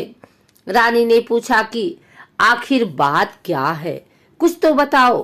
राजा ने कहा, बड़े शर्म की बात है, मैंने तुम्हारी भाभी को जानबूझकर संदूक में बैठाकर तुम्हारे पास इसलिए भेजा था कि इसे यहाँ आराम से रखा जाएगा, परंतु उसी तो यहाँ लकड़ियां ढोनी पड़ रही हैं। उसके तुमने सारे गहने कपड़े उतार कर उसे रास्ते की भिखारन बना दिया। उसकी बहन बोली, मैंने उसे नहीं पहचाना। उसने दासियों को भेजकर उसे चुपचाप अपने पास बुलाया। उसके आने पर बहन ने अपने भाभी से माफी मांगी और उसके पैर पकड़ लिए। कुछ दिनों तक राजा अपने बहनोई बहन के यहाँ रहकर रानी को साथ लेकर राजधानी में लौट आया। रानी ने अपने महल में पहुंचकर सुहागिनों को न्योता भेजा। बड़ी धूमधाम से दशा माता की डोरा की पूजा की और नगर में ढिढोरा पिटवाया गया कि आज से अमीर गरीब सब दशा माता का डोरा लिया करें और श्रद्धा पूर्वक पूजा किया करें। जिसके पास पूजन पारण के लिए धन की कमी हो तो वह महल से ले जाया करे। जिस प्रकार रानी के दिन दशा माता ने फेरे, वैसे ही वह सबकी दशा को ठीक करें। आइए सुनते हैं दशा माता की 7वीं कथा। एक समय की बात है, एक राजा था। जब नाई उनके बाल काटने आया तो उसने राजा को बताया कि एक बहुत ही सुंदर कन्या है। उस कन्या को दशा माता का इष्ट था। वह पीपल की प्रतिदिन पूजा करती थी, दशा माता की कहानियां सुनती थी। दशा माता ने सोचा कि मेरा नियम रखने वाली की शादी अच्छी जगह होनी चाहिए। तो फिर राजा ने नाई से कहा कि ऐसी सुंदर कन्या से मैं शादी कर लूं। राजा ने उस कन्या से शादी कर ली। शादी करके महल में आए। राजा के एक रानी पहले से थी। उस रानी ने सोचा कि इतनी सुंदर दूसरी रानी आ जाएगी तो मेरा रुतबा और आदर कम हो जाएगा। तो फिर जब बड़ी रानी काले हाथ करके आई और नई रानी के मुंह पर लगा दिया। राजा ने जब नई रानी का चेहरा देखा तो बहुत दुखी हुए कि नाई ने हमारे साथ धोखा किया है। ऐसी काले मुंह वाली गिलहरी जैसी शक्ल वाली लड़की से मेरी शादी करा दी। राजा ने नई रानी को अलग कक्ष में रख दिया। उससे बातचीत भी नहीं करते थे और उसकी तरफ देखते भी नहीं थे। राजा के ऐसे व्यवहार से छोटी रानी बहुत दुखी हो गई। उसको समझ नहीं आ रहा था कि वो क्या करे, कैसे राजा को समझाए। फिर कुछ समय पश्चात उसने अपने पीहर खबर भेजी कि मेरे 4 रंग की पोशाक, वैसी ही चौपड़ और झूले की रस्सी भेजना। उसके लाल, हरी, केसरिया और गुलाबी चारों रंग की पोशाक, चौपड़ और झूले की डोरी आ गई। फिर उसके बाद उसने दासियों से मालूम करवाया कि राजा आज घूमने के लिए कौन सी बाग में जाएंगे। उसको पता चला कि राजा आज गुलाब बाग में घूमने जाएंगे। उसने गुलाबी रंग की पोशाक पहन ली, 16 श्रृंगार किया और अच्छे अच्छे जेवर पहन लिए और फिर वह गुलाबी चौपड़ और गुलाबी रस्सी लेकर गुलाब बाग में राजा के आने से पहले ही पहुंच गई। बाग में पहुंचकर उसने गुलाबी चौपड़ बिछा दी और पास में ही झूला डालकर झूलने लगी। राजा बाग में घूमने आए तो उन्होंने उसे देखा और सोचने लगा कि कितनी सुंदर राजकुमारी झूल रही है। रानी ने पूछा, चौपड़ खेलें? राजा ने हामी भरी। दोनों चौपड़ खेले, बातें की और फिर राजा वहां से चले गए। राजमहल जाते समय राजा मन ही मन विचार करने लगे कि ऐसी सुंदर कन्या तो अपने महल में होनी चाहिए। राजा के महल में आने से पहले ही छोटी रानी दासियों की मदद से राजमहल आ गई। अब दूसरे दिन रानी ने पता कराया कि राजा कौन से वाले बाग में जाएंगे। रानी को पता चला कि राजा हरियाली बाग में जाएंगे। उस दिन रानी हरी पोशाक पहनकर और 16 श्रृंगार करके हरी चौपड़, हरी रस्सी लेकर दासियों को साथ में लेकर बाग में पहुंच गई।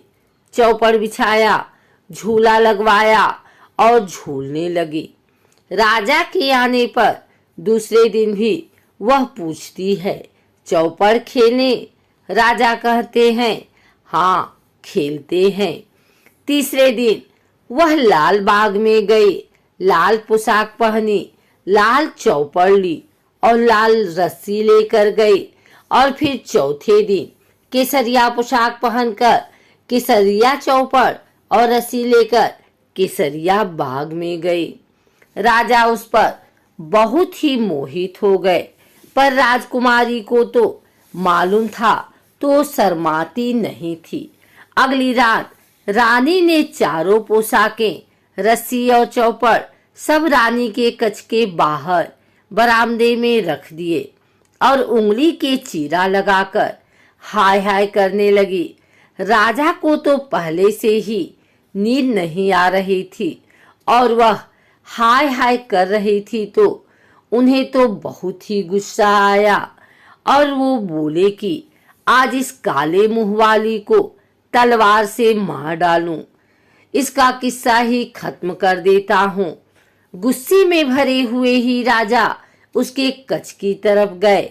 उसके कक्ष के बाहर राजा क्या देखते हैं कि चारों रंग की पोशाक, चौपड़ और रस्सी पड़ी है। राजा को यह सब वहां देखकर सोचने लगे कि यह सब तो उस राजकुमारी की हैं। वो सोचने लगे कि ये सब यहाँ कैसे आ गए। जब राजा कक्ष के भीतर पहुंचे तो उन्हें रानी को देखकर बहुत आश्चर्य होता है। राजा रानी से कहते हैं कि आप यहाँ? रानी कहती है, हाँ।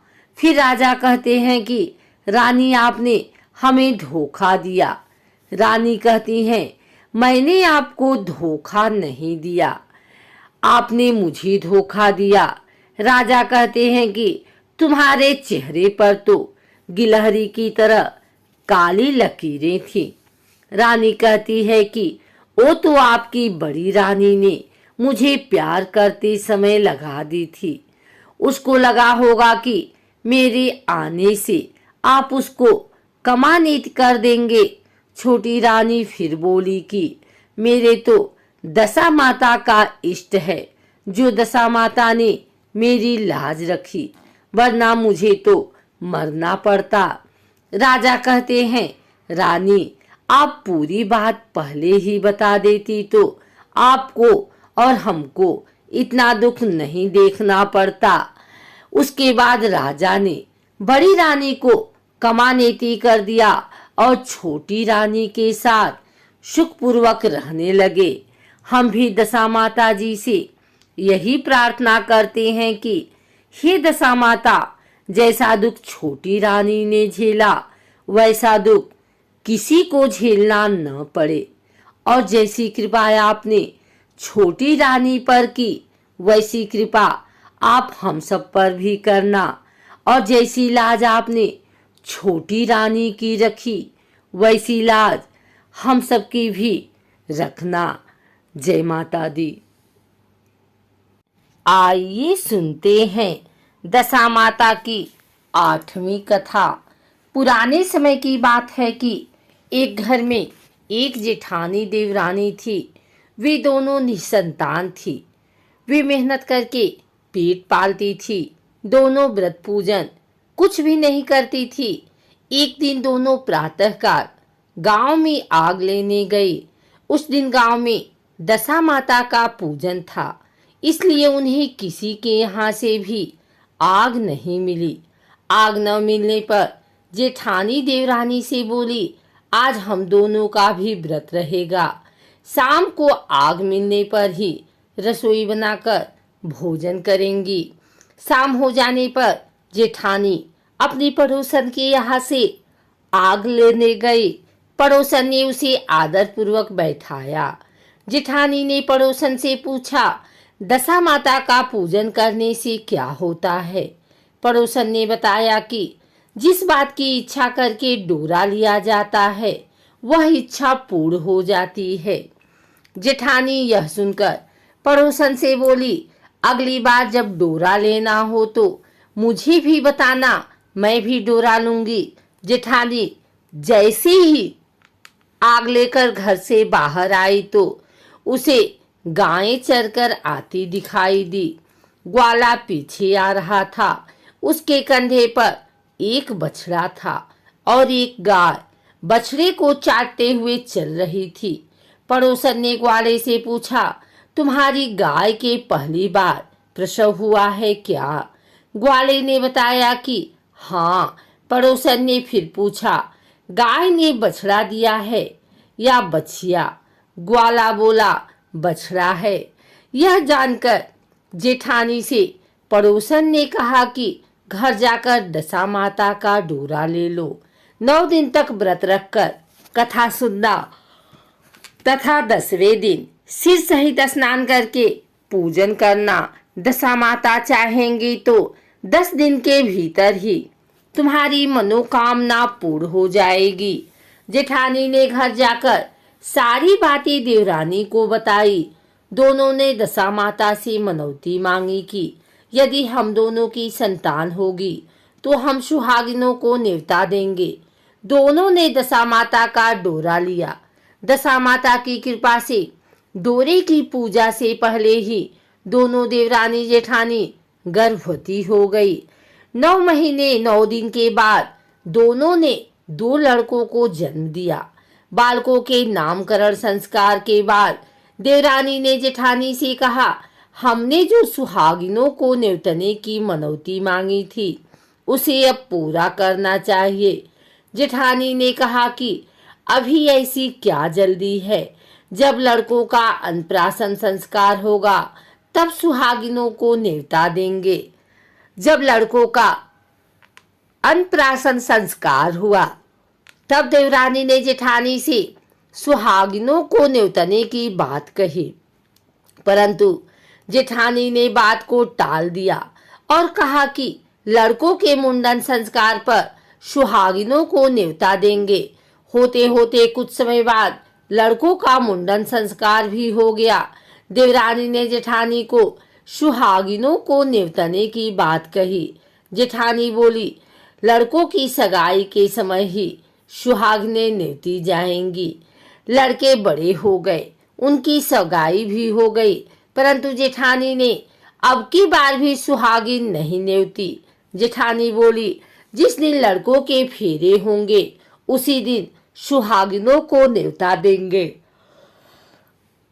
इस पर देवरानी बोली, बहन तुम्हारी जब इच्छा हो तब सुहागिनों को न्योता देना, परंतु मैं तो लग्न के दिन ही सुहागिनों को न्योत दूंगी। देवरानी ने लग्न के दिन ही सुहागिनों को न्योता दिया, परंतु जेठानी ने कुछ भी परवाह न की। लग्न के बाद मातृ का पूजन करके दोनों दूल्हे बारात सजाकर बैंड बाजे सहित ब्याहने चल दिए। देवरानी के बेटे का विवाह बड़ी धूमधाम से सकुशल पूर्ण हो गया, परंतु जेठानी ने सुहागिनों को न्योता नहीं दिया था, इसलिए दशा माता ठीक फेरों के समय उसे उठाकर ले गई।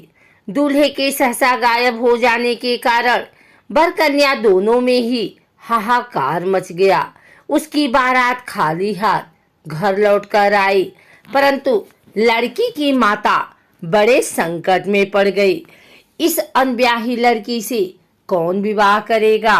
पड़ोस के चतुर सुहागिनों ने लड़की की माता को समझाया कि ब्याह का जो सामान बचा है उस सामान को लड़की के हवाले कर दिया जाए। लड़की भिखारियों को सदा व्रत देने लगी। एक दिन एक साधु तीर्थ यात्रा करता हुआ वहां आया। गांव से घने जंगल में एक पीपल का पेड़ था। लोग इस पीपल के पेड़ को पारस पीपल कहते थे। उसी पेड़ पर दशा माता का निवास था। साधु चलता चलता शाम को उसी पेड़ के नीचे ठहर गया। झाड़ूदार ने आकर उसी पेड़ के पास के मैदान में झाड़ू लगाई। भिस्ती ने मस्क से वहां पर छिड़काव कर दिया तथा माली ने यहाँ फूल बिखेर दिए। तब अनेक देवता अनेक प्रकार की पोशाक पहनकर आने लगे तथा स्थान पर बैठने लगे। सबसे बाद में स्वर्ग के राजा इंद्र का सिंहासन उतरा। इसी के साथ स्वर्ग की अप्सराएं आकर सिंहासन के चारों ओर नाचने लगी। उसी समय अधब्याहे लड़के को गोद में लेकर दशा माता पीपल के पेड़ से नीचे उतरी। इंद्र के साथ स्वर्ग से एक सुरा गाय भी आई थी। उसने 2 गिलास दूध दिया था। लड़के ने अधब्याहे के भाग का 1 गिलास अलग रख दिया। दूसरे गिलास का दूध भी पी लिया। जब तक अप्सराओं का नाच गान होता रहा, दशा माता लड़के को गोद में लेकर बैठी रही। प्रातःकाल होते ही देवताओं का दरबार भंग हुआ। साधु भी वहां से चलकर गांव में आया। साधु महाराज गांव में भिक्षा मांगते मांगते अधब्याहे लड़की के घर पहुंचा। लड़की ने आदरपूर्वक साधु को बैठाया और भोजन तैयार किया। लड़की ने 3 पत्तल परोस कर रखे। पहली पत्तल अधब्याहे अपने पति के लिए रखी, दूसरी पत्तल बाबा जी के सामने रखी और 1 पत्तल अपने सामने रखी। बाबा ने अपने आप कहा, वाह, जो बात मैंने रात वहां देखी वही बात यहाँ भी देखने को मिल रही है। लड़की ने पूछा, क्या बात है बाबा जी? साधु बाबा ने बात टालते हुए कहा, हम बैरागी लोग ऐसी अनेक बातें कहते रहते हैं। तुम्हें ऐसी बातों से क्या मतलब? तुम तो भोजन करो और भगवान का भजन करो। लड़की ने हठ पकड़ ली। उसने कहा, जब तक आप अपनी कही बात का खुलासा नहीं करेंगे मैं भोजन नहीं करूंगी। इस पर भी साधु बाबा चुप रहे। तब लड़की बोली कि आप साधु हैं और मैं सती हूँ। आप या तो अपने कथन को स्पष्ट कीजिए कि आपने रात में क्या देखा, नहीं तो मैं आपको श्राप दे दूंगी। तब साधु बाबा ने रात का सारा किस्सा कह सुनाया। यह सुनकर लड़की ने बाबा के साथ पीपल के पेड़ के पास जाने का निश्चय कर लिया। साधु बाबा आगे आगे चले और लड़की उनके पीछे पीछे चलती रही। साधु बाबा लड़की को पारस पीपल के पास छोड़कर चले गए। संध्या होने पर नित्य की तरह जमादार ने झाड़ू लगाई। विष्णु ने अपने मस्क से पानी का छिड़काव किया और माली ने फूल बिछाए। देवताओं के राजा इंद्र आए। अप्सराओं का नाच गान प्रारंभ हो गया। उसी समय दशा माता पीपल के पेड़ पर से उतरकर दरबार में बैठ गई। लड़के ने सुरा गाय का दूध लिया और 1 गिलास अधब्याही लड़की के लिए रख दिया। जैसे ही लड़के ने दूध का गिलास मुंह पर लगाया, त्यों ही लड़की दूसरा गिलास हाथ में लेकर बर के सामने आ गई। वह बोली, अपना भाग लेने के लिए मैं उपस्थित हूँ। मेरे लिए क्या आज्ञा है? मैं सेवा करने के लिए तैयार हूँ। तब लड़का बोला, मैं इस तरह से तुमसे नहीं मिल सकता।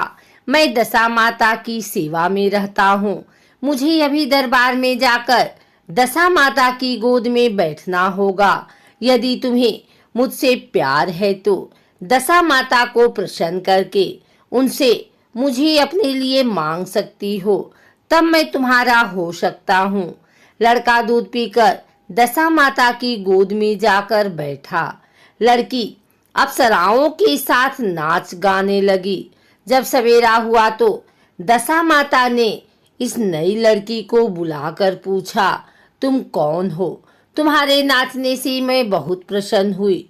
जो कुछ मांगना है मांग लो। लड़की ने दशा माता से वचन ले लिया कि मैं जो कुछ मांगूंगी वह आप मुझे प्रदान करेंगी। तथास्तु कहने के बाद लड़की ने दशा माता से कहा, अपने पति को पकड़कर कहा कि मुझे यही चाहिए।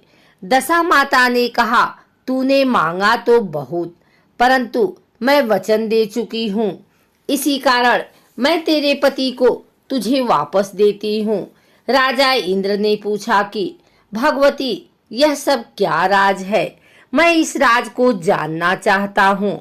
तब दशा माता ने बताया कि यह लड़का मेरे वरदान से ही प्राप्त हुआ था और इसकी माता ने मनौती मांगी थी कि लड़का पैदा होने पर मैं सुहागिनों को न्योता दूंगी, परंतु उसने अभी तक अपना वचन पूरा नहीं किया। इस कारण मैं इस लड़के को विवाह मंडप से उठा लाई थी। यह लड़की इसकी अधिब्याही पत्नी है और पतिव्रता है। पतिव्रता होने के कारण यह देव समाज में पहुंचकर मुझसे अपना पति मांग रही है। दशा माता के ऐसे वचन सुनकर इंद्र सहित सभी देवताओं ने वर वधू के ऊपर पुष्प की वर्षा की। तब तक साधु बाबा भी वहां पर आ गए। साधु बाबा दूल्हा और दुल्हन को साथ लेकर गांव की ओर चल पड़े। जब ये तीनों गांव के समीप पहुंचे तो गांव वालों ने दूल्हा दुल्हन को देखकर लड़की के पिता को सूचना दी कि तुम्हारी पुत्री दूल्हे के साथ आ रही है। जिस दिन से लड़की चली गई थी तो उसके पिता ने लोकापवाद के डर से बाहर निकलना बंद कर दिया था। गांव वालों की यह भी बात सुनकर उसने घर के किवाड़ बंद कर लिए। उसने समझा लड़की साधु बाबा के साथ आ रही होगी, इसलिए लोग मेरा उपहास कर रहे हैं। जब गांव के गणमान्य व्यक्तियों ने भी वही बात बताई, तब उसने घर के किवाड़ खोले और बाहर निकला। जब उसने सचमुच अपने द्वार पर लड़की और दामाद को खड़े देखा तो उसकी प्रसन्नता का ठिकाना नहीं रहा। लड़की के पिता ने इस खुशी के मौके पर बहुत दान पुण्य किया और फिर से विवाह की तैयारी की। लड़की ने अपनी माता से कहा कि इस तरह से विवाह नहीं होगा। पहले दूल्हे की माता सुहागिनों को न्योता देकर बारात लेकर आए, तब विवाह के नेक पूरे किए जाएं। लड़की के पिता ने लड़के के घर पर खबर भेजी। लड़के की मां ने पहले सुहागिनों को न्योता दिया, तब बारात चली। बड़ी धूमधाम से विवाह हुआ। वर वधू दोनों अपने घर पर आ गए। वधू की खुशी में लड़के की माता ने दोबारा सुहागिनों को न्योता दिया। उसी समय से विवाह के दिन वर के घर पर सुहागिनों का न्योतने की प्रथा चली आ रही है। दशा माता ने जिस तरह सती की दशा बदली, वैसे वह सभी का कल्याण करे। आइए जानते हैं दशा माता की नवमी कथा। एक गांव में एक बुढ़िया ब्राह्मणी रहती थी। वह बहुत गरीब थी। उसका एक बेटा था। एक दिन वह अपने बेटे से बोली, बेटा, कुछ ऐसा काम करो जिससे 4 पैसे की आमदनी हो और हम दोनों का जीवन निर्वाह हो। अब मेरे तो बुढ़ापे के कारण हाथ पैरों ने जवाब दे दिया है। तब उसका लड़का गांव वालों के जानवर चराने लगा। एक दिन लड़का पशुओं को पानी पिलाने नदी पर ले गया। वहां पर महिलाएं स्नान करके दशा माता का डोरा ले रही थी। उनके पास एक डोरा बच गया था। उनमें से एक स्त्री ने कहा कि इस लड़के से पूछो कि यह किसका बेटा है। तब एक स्त्री लड़के के पास जाकर पूछने लगी, तुम्हारे घर में कौन कौन है?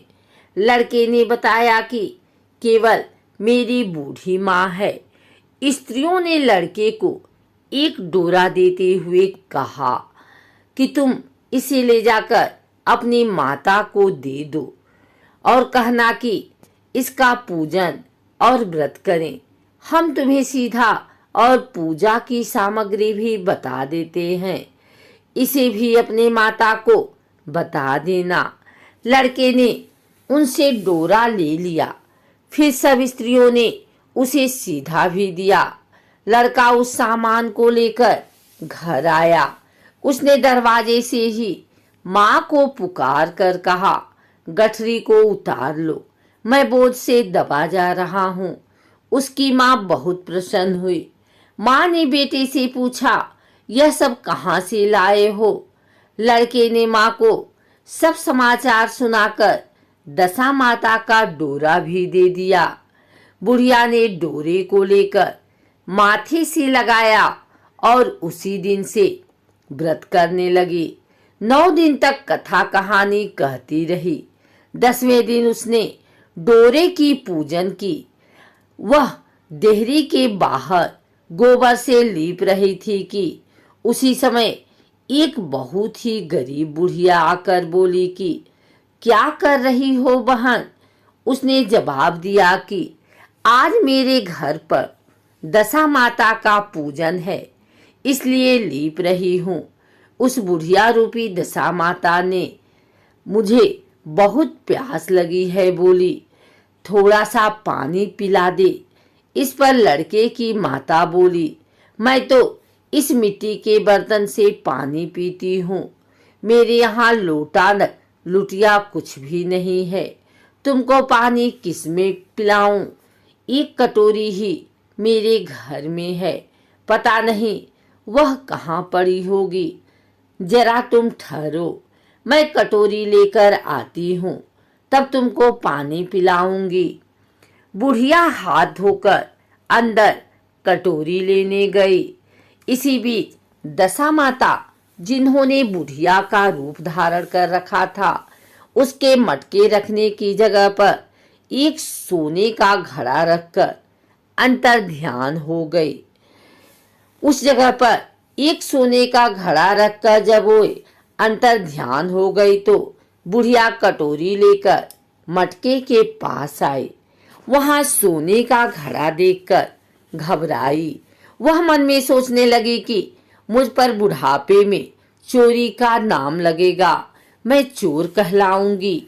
वह इस चिंता में दशा माता रूपी बुढ़िया को खोजने निकली। तब तक उसका लड़का भी घर आ गया था। उसने माँ से पूछा, तुम किसे खोज रही हो?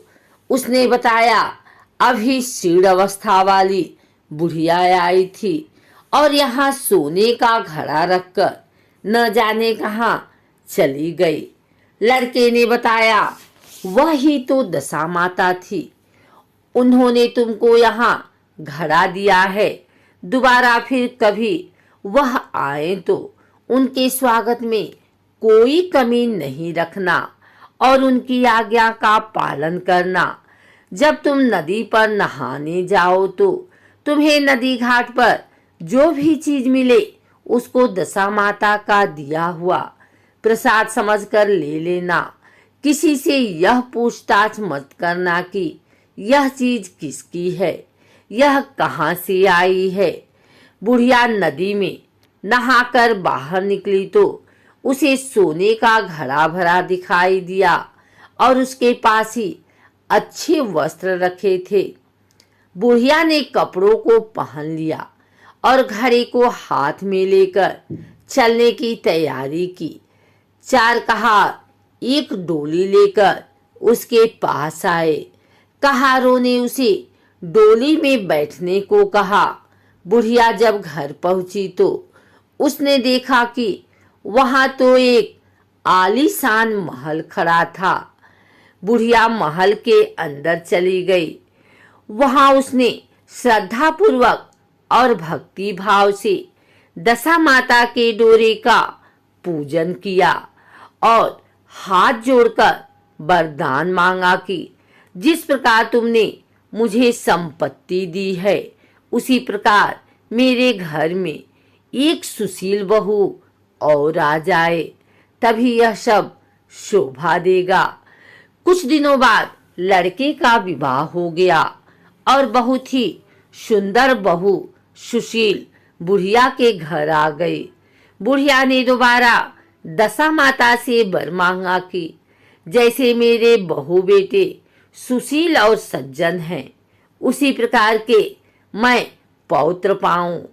कुछ दिनों बाद बुढ़िया के यहाँ एक पौत्र रूपी रत्न पैदा हुआ। एक दिन बुढ़िया ने अपनी बहू को पास बैठाकर समझाया कि मेरी यह सब संपत्ति दशा माता की प्रदान की हुई है।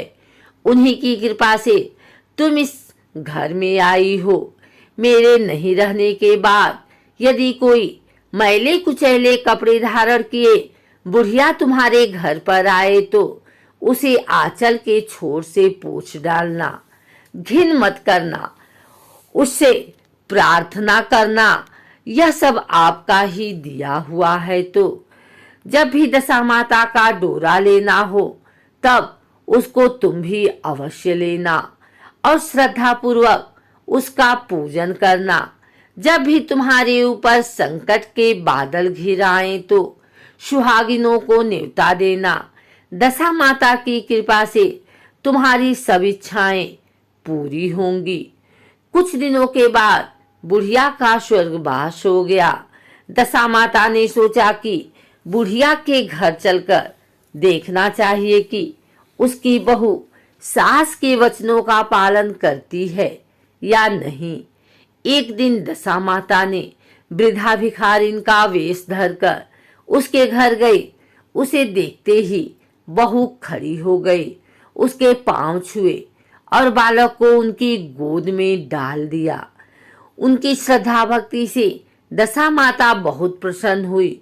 उन्होंने आशीर्वाद दिया कि तेरी धर्म बुद्धि है, भगवान तेरा सदैव कल्याण करेंगे, भंडार भरपूर रहेगा, तू जो इच्छा करेगी वह तुझे अवश्य प्राप्त होगा। दशा माता ने जैसी कृपा बुढ़िया ब्राह्मणी पर की वैसी ही कृपा भक्त जनों पर बनी रहे। आइए सुनते हैं दशा माता व्रत कथा के 10वें दिन 10वीं कथा। चैत्र मास के कृष्ण पक्ष की 10वीं को दशा माता का पूजन एवं व्रत किया जाता है और दशा माता की कथा कहानी सुनी जाती है। होली की अगले दिन से ही इसका पूजन प्रारंभ हो जाता है जो 10वें दिन समाप्त होता है। प्रतिदिन प्रातः स्त्रियां स्नान आदि करके पूजन की सामग्री लेकर पूजा करती हैं। सर्वप्रथम दीवार पर स्वास्तिक बनाती हैं, फिर मेहंदी और कुमकुम से 10-10 बिंदियां दीवार पर ही लगाते हैं। फिर पहले स्वास्तिक के रूप में गणपति जी का, फिर 10 बिंदियों के रूप में दशा माता की रोली, मूली, चावल, सुपारी, धूप, दीप, अगरबत्ती व नैवेद्य से पूजन करते हैं। पूजन के पश्चात प्रतिदिन दशा माता की कथा कहने व सुनने का विधान है। इस दिन एक समय भोजन करके व्रत रखने का विधान है। दशा माता का पूजन प्रत्येक स्त्री, सुहागिन या विधवा सबको करना चाहिए क्योंकि यह पूजन एवं व्रत घर की दशा स्थिति को सुखी समृद्धि रखने हेतु किया जाता है। पूजन में एक विशेष बात होती है कि एक हल्दी में रगा 10 गांठे में लगा हुआ धागा होता है जिसको दशा माता की बेल कहते हैं। इस बेल को पूजन के समय दशा माता को चढ़ाकर पुनः ले लेते हैं। इसको गले में धारण करने का विधान है। इस वर्ष धारण किया गया धागा अगले वर्ष उतारकर पूजा करके पुनः नई बेल धारण करते हैं। दशा माता की कहानी इस प्रकार है। दशा माता का व्रत चैत्र कृष्ण दशमी को किया जाता है। यह व्रत घर की दशा के लिए किया जाता है। सुहागिन औरत इस दिन डोरा लेती हैं, सफेद कच्चे सूत की कोकड़ी को रंग लेती हैं, 10 तार का डोरा लेकर उसमें 10 गांठें लगा देते हैं। डोरी को जलती हुई होली दिखाकर पहन लेते हैं। 10 गेहूं के आखे लेकर कहानी सुनते हैं। एक कहानी सुनकर एक आखा नीचे रख देती हैं। इस प्रकार कुल 10 कहानियां सुनती हैं। एक राजा रानी थे, उनका नाम नल और दमयंती था। रानी ने दशा माता का व्रत कर डोरा गले में बांध लिया। शाम को राजा जी आए तो राजा जी की नजर रानी के गले में पड़ी डोरे पर पड़ी। राजा जी ने कहा, रानी जी, आपके गले में इतने मारक मोती सोने के हार पहने हुए हैं, इनके बीच में डोरा अच्छा नहीं लगता। यह डोरा राजा ने खींचकर तोड़ दिया। कुछ दिन बाद राजा के महल के पत्थर उतर उतर कर गिरने लगे। अब वह महल महल नहीं रहा और राजा का मुकुट उड़कर न जाने कहाँ चला गया। अब तो राजा रानी विस्मित हो गए कि अचानक की क्या हो गया। उन्होंने वह राज्य छोड़कर दूसरी जगह जाने का निश्चय किया। राज्य के बाहर थोड़ी दूर की रास्ते में अंधेरा हो गया। राजा रानी ने वहीं रात बिताने का निश्चय किया। उन्होंने वहां एक माली का बगीचा देखा। माली बाहर आया तो राजा ने पूछा, हम रात यहाँ बसेरा कर ले क्या?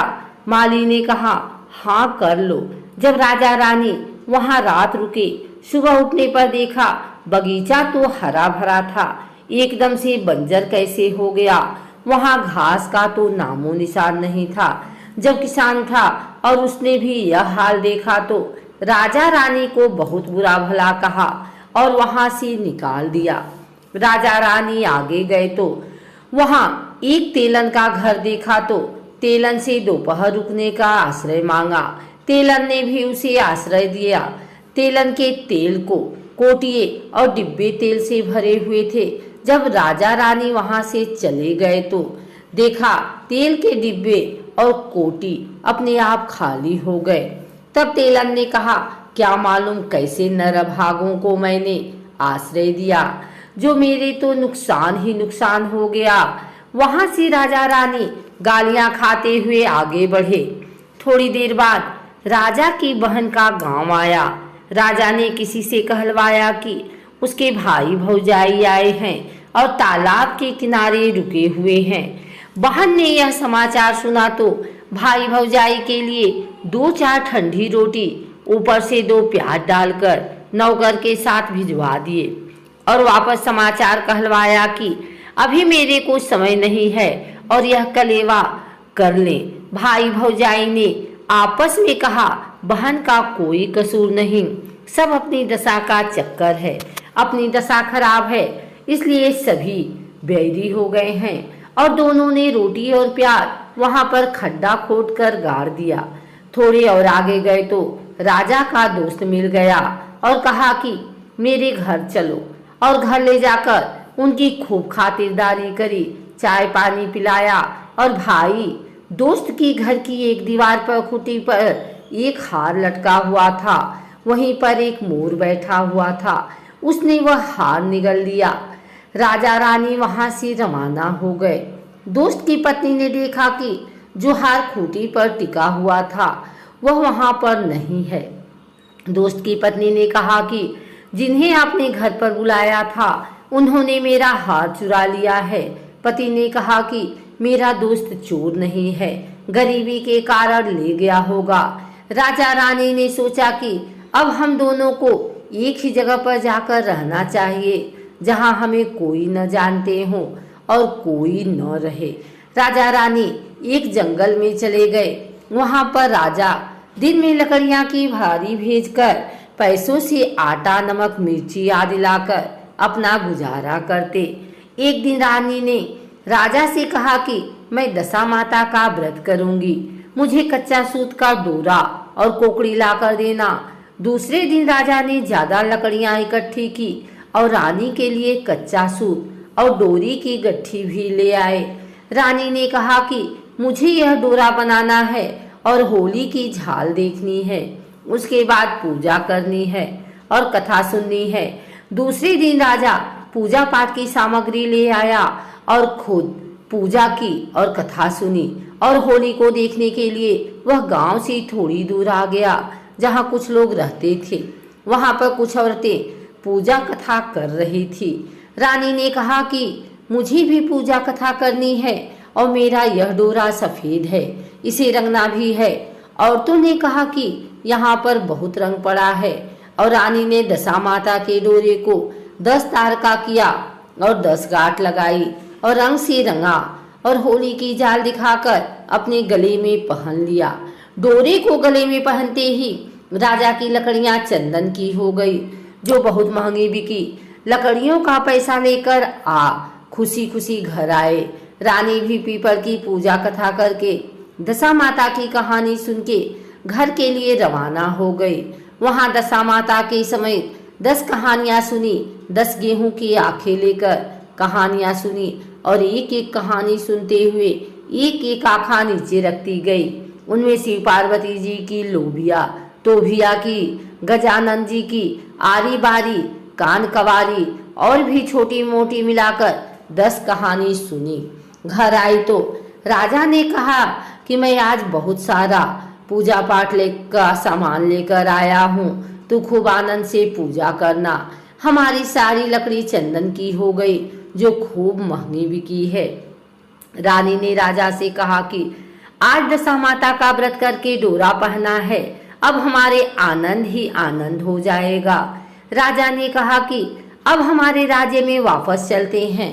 राजा रानी वापस अपने राज्य की ओर चलते हैं तो रास्ते में पहले दोस्त के घर जाते हैं। दोस्त ने कहा आओ आराम कर लो। राजा ने कहा कि तुम्हारी पत्नी ने पहले भी हम पर चोरी का इल्जाम लगाया था, अब रुककर क्या करें। दोस्त ने फिर भी उन्हें रोका और पहले वाले कमरे में ही बैठा दिया, चाय पानी और कलेवा करवाया। राजा रानी ने देखा कि जो खूंटी पर मोर बैठा हुआ था उसने वह हार वापस उगलना शुरू कर दिया तो दोस्त को आवाज लगाई कि देख तुम्हारा हार मोर वापस उगल रहा है।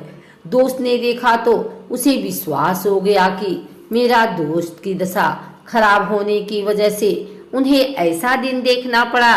राजा फिर अपनी बहन के गांव में गया तो उसकी बहन ने बहुत बढ़िया भोजन करवाया, पर राजा रानी ने नहीं किया। जब पहले की जगह जहां पर उन्होंने गड्ढा खोदकर रोटी और प्याज को डाला था, देखा तो रोटी और प्याज सोने चांदी के हो गए हैं, जिनको बहन को देकर वहां से चले गए।